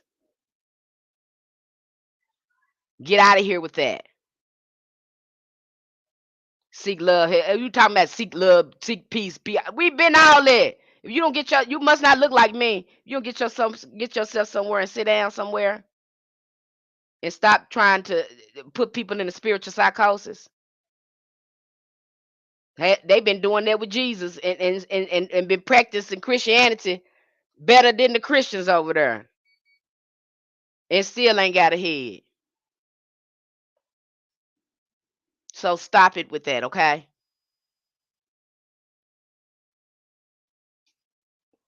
They frequency is protection. You better get out of here with that. They protecting themselves now, and folks still trying to drive them out there. What Roy gotta say? We have just have to shake it up, right? You can feel their weird energy. True, we always act out of peace and love. We always been there. Ain't never stopped being that. The hell you and being that mind our own business, building our own whatever, and then the folks come over there and do stuff to us. Now you explain that, you go over there and talk to them folks. That's why this closed. I don't not that all of them like that. I'm not saying all of them like that, but they definitely got their work to do, just like we got our work to do. Okay, all right, and that's what I mean. So don't come over here with this. Again, too, you have that new age movement. That's why Incense told me to get out of it. Get out of it. When I started looking at what they was doing, Incense said, you get your hoodoo is enough. Get over here. Get over here. Get out the way. Get out the way. Get yourself somewhere and go sit down. Hoodoo is enough. Stop. Nope. Ah, get your hands off that. Leave that alone. That ain't yours. That's theirs. Leave that alone. It's got you. Y'all have this. You ain't dealing with reality good, and you ain't looking at yourself. A lot of y'all ain't did no shadow work. You ain't went deep enough, because if you did, you wouldn't fix your mouth, or you wouldn't even come to people with this false toxicity that you have, this toxic positivity. Because that y'all, a lot of that is ruining our community too. Like everything is love and light, and it's absolutely not. Because if it was, we wouldn't be having that experience over there. So just stop it, okay? You probably didn't like that trap philosopher Gleechy, but I'm telling you, that's what that is. False positivity ain't gonna get you nowhere. You better deal with the reality of what's going on over there and move accordingly. Okay,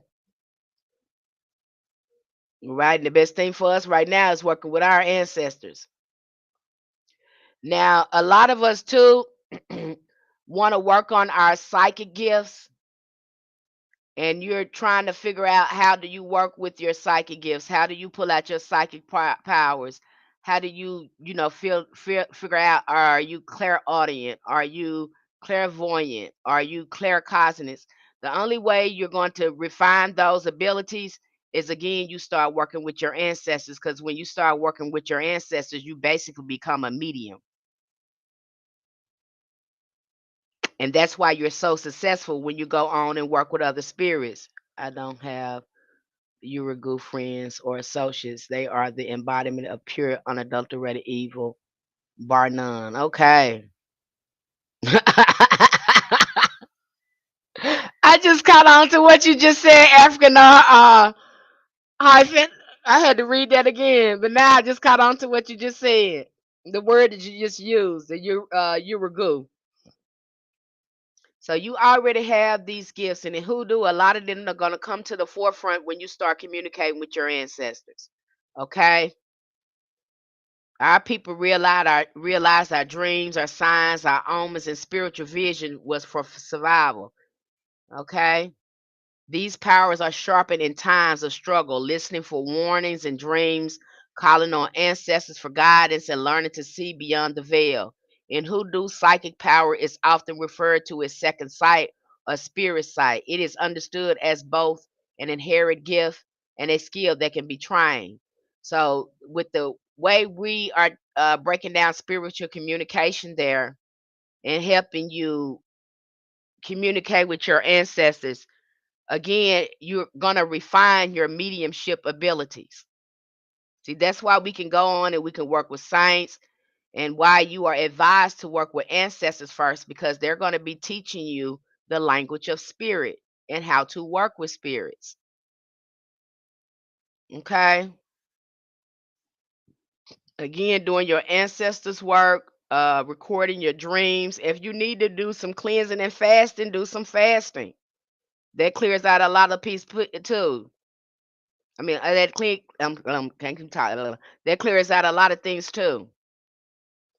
doing some fasting. So if you can do some fasting, that'll clear out a lot of things and clear up some communication. Again, going to your altar and talking to them, whether you're doing chants, you're doing prayers, you're doing songs, sit there and visit with them like you would if they were alive. Talk to them about what's going on.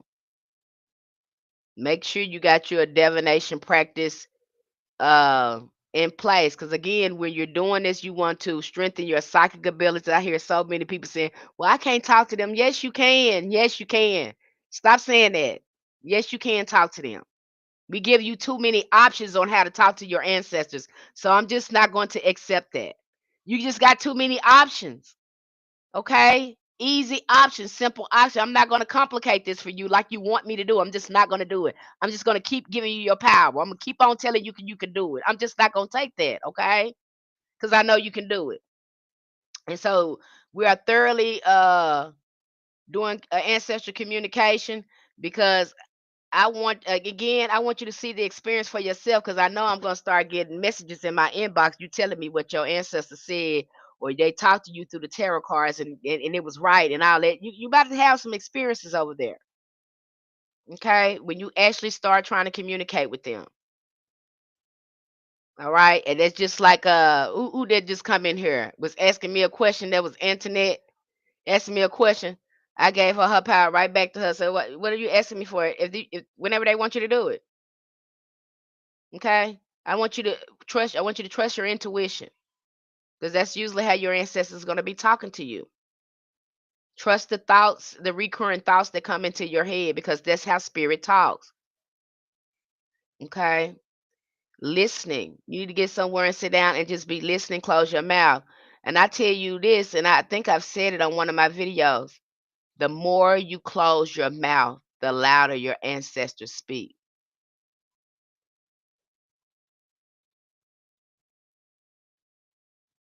Go one day without saying nothing and see what start happening up in here. I don't want to get kicked off your YouTube for what I really can and do want to call them. Call them.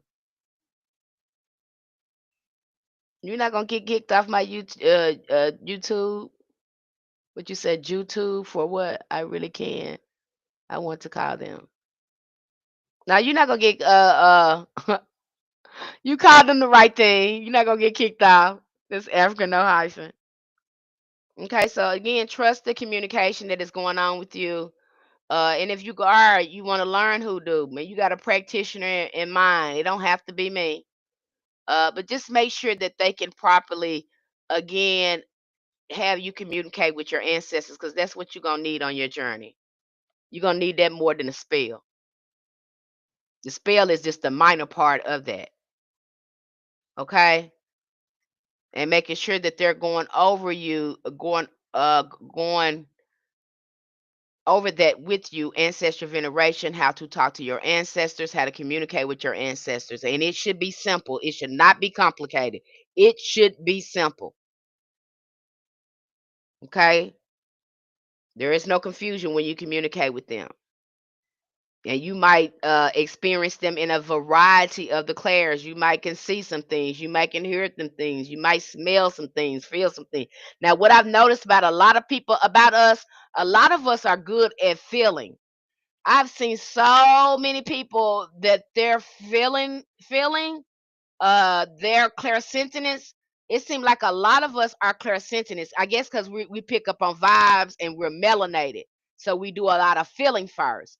But you'll notice too, trust some of those feelings that's coming up, because I've met so many people say, I felt this way. They didn't see anything or hear anything, but they had a strong feeling. Trust that. Okay, I find that among all, and I think it's tied to our melanin. I That's just me. I think it's tied to our melanin.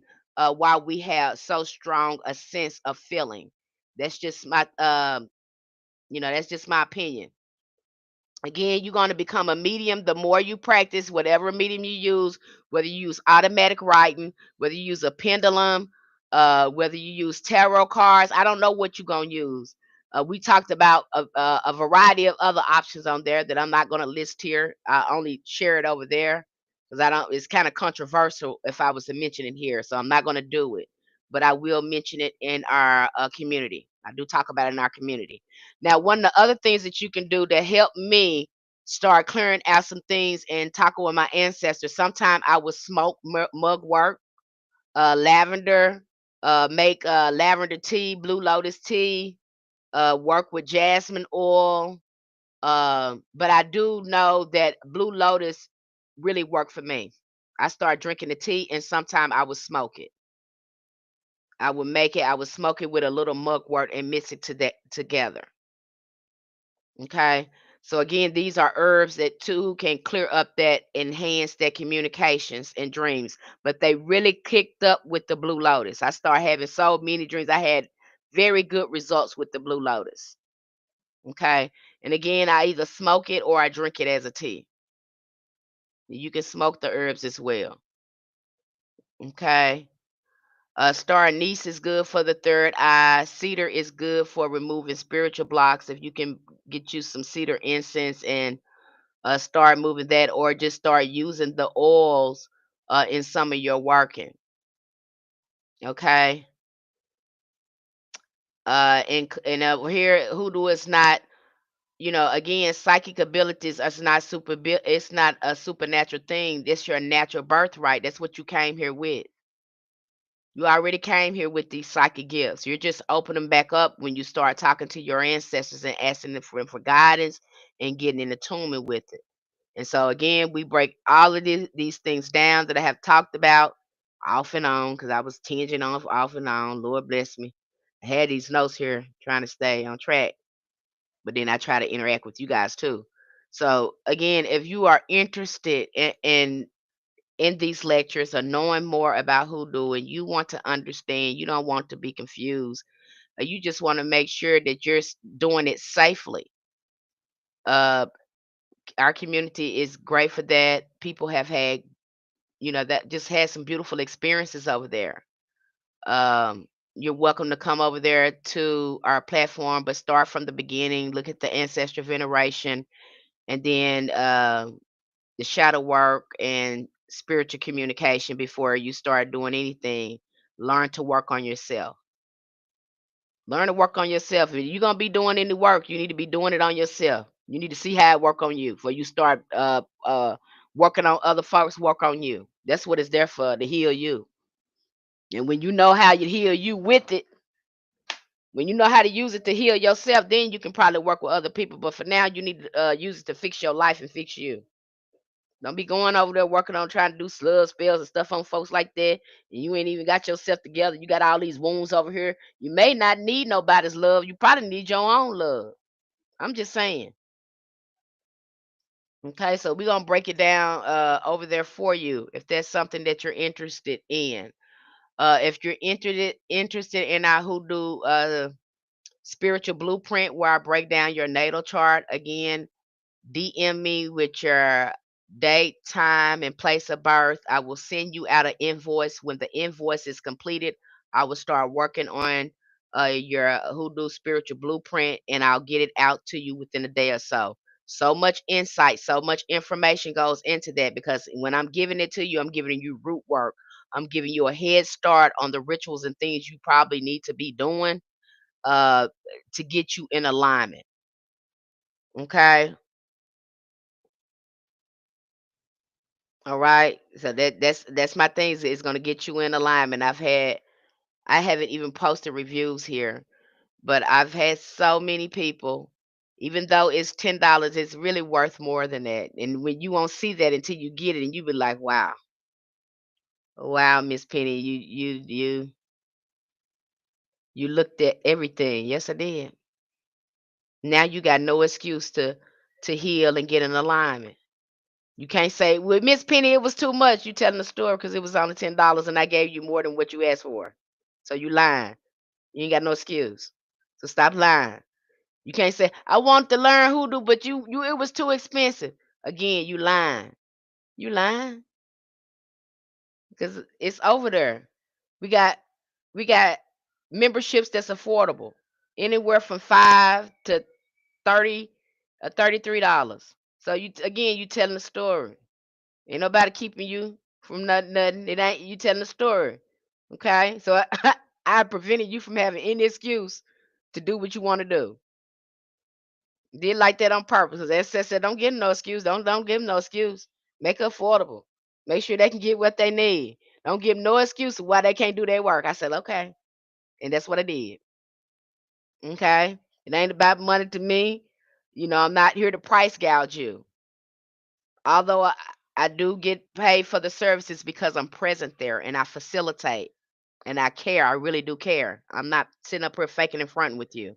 It ain't they gonna do me no good to fake and front because I got these spirits standing on the side of me.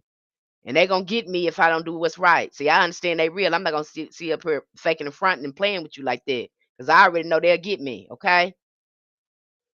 I really want you to learn. I see how you being bamboozled out here with some of this stuff. I just be like, oh my gosh, okay? So you ain't got no excuse not to get over there. A lot of resources for you, a lot of resources. Take all the guessing work out of it for you. You'll have some of them say it in the comments. Okay, Miss Penny, most times that what that is. Remember doing a reading for someone and they ask about a love and relationship. What was shown was them needing to focus on self-love. It turned back on them. See, that's what it be sometimes. Yeah, you don't go in a relationship looking for love. You should already have that in you. And sometimes y'all go in there looking for love and you tear stuff up because you're still living out of trauma. Because you didn't get the love from your mom. You didn't get the love from your dad. And now you want your spouse to give it to you. Your spouse can't be your mama and your daddy. You got to go back in there and do some inner child work and start loving on yourself. Some people they get in marriages and they realize something's off because they have not collectively they have not individually did their work. Each of them need to do their own inner child healing and be able to give each other what they give themselves what they need. So when they come into the relationship, it's whole.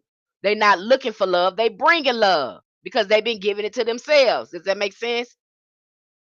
I've have dreams having dreams about different plants I've never seen before and a female ancestor. I hope she comes back tonight. I hope she do too, Yellow. Thank you for sharing that with me. And see, the ancestors really working with you. They get to showing you plants and stuff, baby. That's some real stuff right there. I hope you writing down these dreams and stuff. Yes, you having a real experience. See, that's how it's supposed to be. Okay? As soon as you start working with your ancestors and stuff, like them dreams and stuff gonna kick up. Especially if you're going there often and talking to them. Those are the kind of experiences you should be having, dreaming about them. You may not even my ancestor took me to places I ain't even know where it was. I ain't never seen no huts like that. I seen huts look like they were made out of concrete. And I was in this land with these big old fields. And I still can't I can't make out why was I there? I knew that was ancestors because a lot of them was coming out the huts greeting me and stuff. But I still don't know for the life of me, like, why y'all take me here? Why was I there? Okay, they'll be showing you stuff, beloved. And those dreams and stuff ain't gonna kick up until you get serious. It's in your heart and your soul that you really want to do this. And when you shucking and jiving, now you ain't gonna have no experience because they know you shucking and jiving. Okay, that's why you know. It all depends on you, beloved. All depends on you. Now, do y'all have any questions for me or anything? Because I know it's getting late over there, and we've covered quite a things, and I went off tangent, on tangent, off tangent again. Do y'all have any questions, anything for me? I thank you so much for being here and engaging, and I hope y'all get something out of these live streams when I come here. I give so much more on our platform, but I like to come here and share a little bit with you guys to kind of help you too and kind of let you know what we cover over there so when you get over there you know what, hey, this is where I need to be. Everything is there to let you know, hey, what we got going on. And again, so when you get over there you say, oh, she was right, this is what she got going on. It's more details. If you don't learn to identify and understand your triggers, you're only going to keep pointing the barrel to yourself until you do. I had to tell my I just went into it with my daughter about that. And I remember with the last conversation we had before I think she went back to the Americas. I think that's where she went. But she kept using these terms. And it's something about these people because so much shadow work was going on during COVID. People start going to counseling, they start going to therapy, and they got really familiar with shadow work. And so, for some of the unhealthy people, they got a chance to listen to some of these conversations and shares about boundaries and triggers. Now, the people that are not doing the work, they are using this in the wrong way. They do not understand boundaries, they do not understand triggers. And so one of the things that I was talking to my daughter about is like, what is going on with you? What is happening with you? And she got upset with me. She said, "You're triggering me. That's the problem." And then when I put boundaries and tell you that I don't want to talk to you, and I was like, really? That's what you think a trigger is? You think I supposed to control your triggers? When your triggers are inside of you, those are your emotional responses that you need to be asking questions. Why is what this person telling me triggering me? What is coming up for me? You're gonna get triggered a lot. And if you don't know how to deal with your own triggers, you're asking people to walk on eggshells with you because you have poor emotional regulation. That's what's happening there. The only way I can give you a trigger warning if I'm talking about something that is a highly, I know is highly emotional, uh, it's highly emotional or it's highly abusive and it could trigger you, then I can say, okay, y'all, this stuff is gonna be disturbing, trigger warning. I can do that. But if I'm just talking to you or whatever, I don't know what your triggers is. Only you know when you're being triggered because this stuff is going on inside of you. And to ask somebody to stop triggering you, you asking them to know how you feel and walk on eggshell. I said, beloved, you don't know the meaning of these. You don't know the meaning of these terms and you're using them out of context. And a boundary is for you. A boundary is saying, hey, I'm not going to go over so and so house no more because when they go over there, they be doing crazy stuff. And I don't like the way I feel. So I'm going to leave myself right at home. I'm not going to talk on the phone with them because every time I find myself talking on the phone with them, I find myself tired. So I'm just going to talk to them through text. And I'll let them know that I'm just going to talk to them through text because that's the best way I can talk to them. See, you're not blaming it on them. Again, you're taking accountability and the responsibility for yourself because you know what's good for you. The boundary is not for the other person.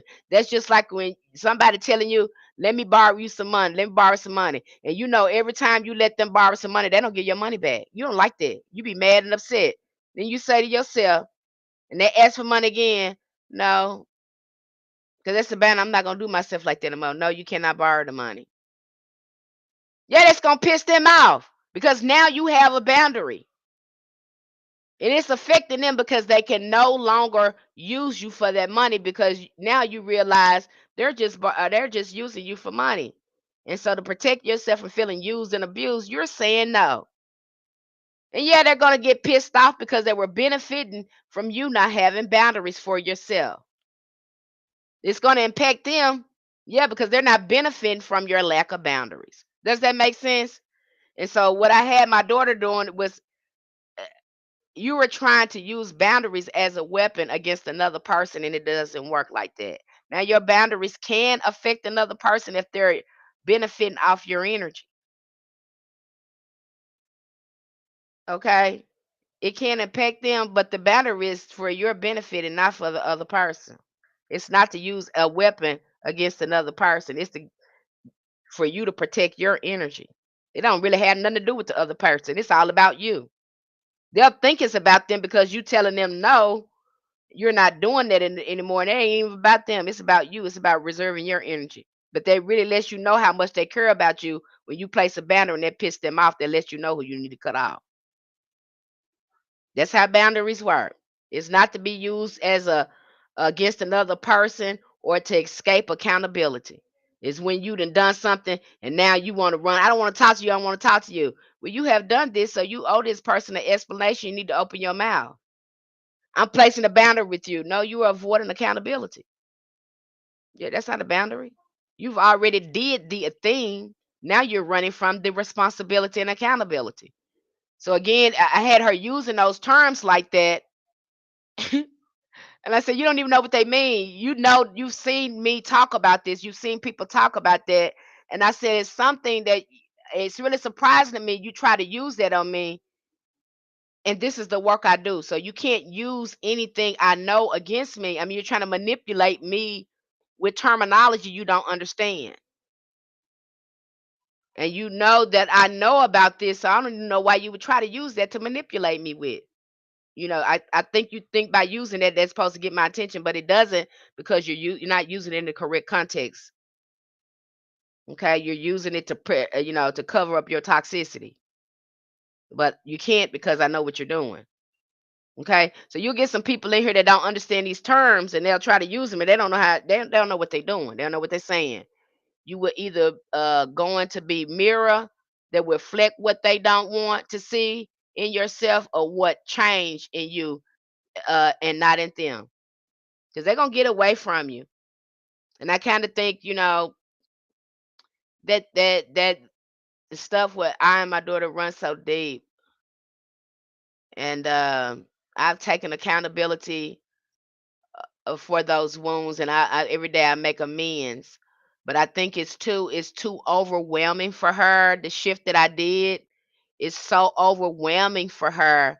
And I won't get negative with her because I'll be like, okay, we're not gonna go negative. We're gonna think about positive because we can change this. And I won't entertain negativity. And I think that's just so overwhelming for her because I won't do it. I just won't do it. I won't allow her to do it. And I think that's overwhelming because she would say, well, I had never been around you when you heal like that. And I'd be like, what does that mean? I don't understand what you mean. I'm not being a crazy mom anymore. And that's a problem. I'm not understanding. So should I be a crazy mom again? I'm not understanding. So I don't know, but there's a lot of family dynamics going on in there, a lot of heavy toxic traits that were in my family. And I can definitely see how that passed on to her. So this intergenerational trauma, it just runs so deep and it shows up differently in different family members. And then some of them you will have to cut yourself out from because they've been totally consumed by that energy and they're just not ready to see. Okay. Any questions for me? I've kept you for a little while and yapping, yapping, yapping. And I think we have a meeting tomorrow. I think is it gonna be with the conjure? Is it with the conjure people? I think it's with the conjure. You're gonna be talking tomorrow, and I'm gonna be meeting with them, and I can't wait to hear some of their feedback and some of the things, their goals, and things like that. So that's gonna be fun. So I'll be meeting with the conjure and the ritual members this week. And then I think you guys will be able to enjoy a live book review they're going to be doing on hoodoo cleansing. We're going to be talking about cleansing and psychic protection and doing a book review. They wanted to do this book review. And I like doing it with them because it lets me know how much information they are absorbing, how much their comprehension. And I can also go in there and help and support if they need me to. Okay. So again, I'm always present over there. We're always doing workshops, always trying to give you value and quality. You really get a bang for your buck over there, and you get quality materials and information. Okay. And I break it all down. All right. So I don't see any questions here. Thank you so much, YouTube family, Antoinette Williams, Tina, Gerald, African No Hyphen, Royal Goddess. Who else is in here? Lady Rob was in here. Lady Rob was in here. Trap philosopher, even though I didn't agree with some of that stuff you were saying, but thank you for being in here. Everybody matters here. Shanari. Okay. Hello. All right. Thank you, all of you guys. TikTok family, YouTube family. I always appreciate you. Love coming here, sharing things with you. Anything that's going to help you with your path. If you're looking for more, again, join us on our Spiritual Roots Hoodoo community where we talk about all things hoodoo and conjure and break it down to a science. Okay. Love you guys. You guys take care. And I'll probably be back again this week and we'll talk about some more stuff. Maybe next time I can stay off my soapbox. Okay. All right. Love you guys. Love you guys. Take care. Can't wait till our meeting. Is it possible to have a discussion about astrology? Hoodoo ready to get more insight? That's such a vast topic. We would probably have to talk about it in general, but because astrology is such a vast topic and not everybody can really comprehend it, I really have to discuss that. I think the best way to discuss that is how it relates to the zodiac and how it shows up for us personally and knowing the meaning of the planets. Okay, I think that's the basic thing too. What energy that each planet brings, because when we go too far into it, it's just it'll get too vast and confusing for some people. Okay, not everybody is gifted for that. I'm still learning a lot about it. The way I put things together, I have to slow it down and put things together the way I do when I break people's charts down. And it can be complex for some people. So I think that if we're going to talk about astrology, again, we need to talk about the planets and how it relates to the zodiac. I think that's the easiest term. And we talked about that a little bit on our platform. If you're in there, I think we got a book in there called The Zodiac. Love that book because I use a lot of that book to break down charts. So and it breaks down everything. I posted it on there twice. So you should have that book too, where we break down the zodiacs and even tell you what signs are compatible. We just break it all down over there. So that's a good book for that. And we talked about it a little bit, but maybe we need to go over that book. Maybe we need to go over that book, and that would be a good review to kind of help people understand the planets and how to work with them. But usually we work through the planets through the archangels, and that's why we work with angels to access that planetary energy. I think I made a lecture on it. That's one of our latest lectures. But we do work with planetary energy. We just do it through the angels because there's an angel over each planet. I break that down even more over there. But I think you over the internet. Ain't you over there in our community? I thought you was over there. Ain't you over there?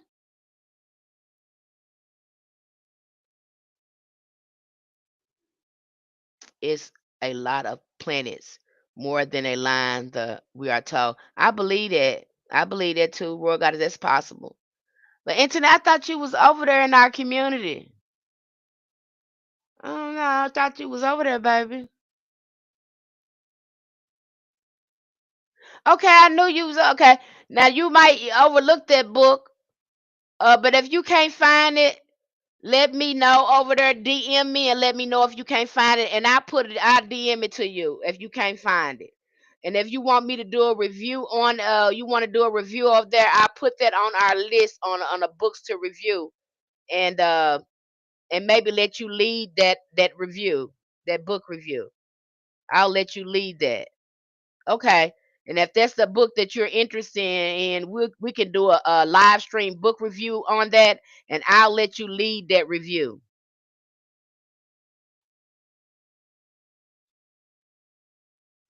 Okay. Okay, that's fine, baby. Take your time, do what you can. I'm not rushing you. Cause honey, it takes a while to get rooted in hoodoo. Cause like again, it's a way of life. I'm just so proud of y'all. Y'all doing so good over there. Okay. But we're gonna be going over spiritual communication for a little while to make sure, you're able to communicate with your ancestors and you feel comfortable. Okay. But let me know if you can't find it. I will drop it in the DM. Folks know I'm good about that. I will bring it. I will give it to you. All you gotta do is tell me you can't find it. I'm gonna get that thing to you and drop it right in your DM so you can get straight to it. And if you want to do a book review on that, you want to lead a book review, let me know. I'll do a poll. We'll schedule a time where we can do it, and I'll let you lead that book review. Okay. All right, beloved. I love you guys. You guys take care, and I'll see you probably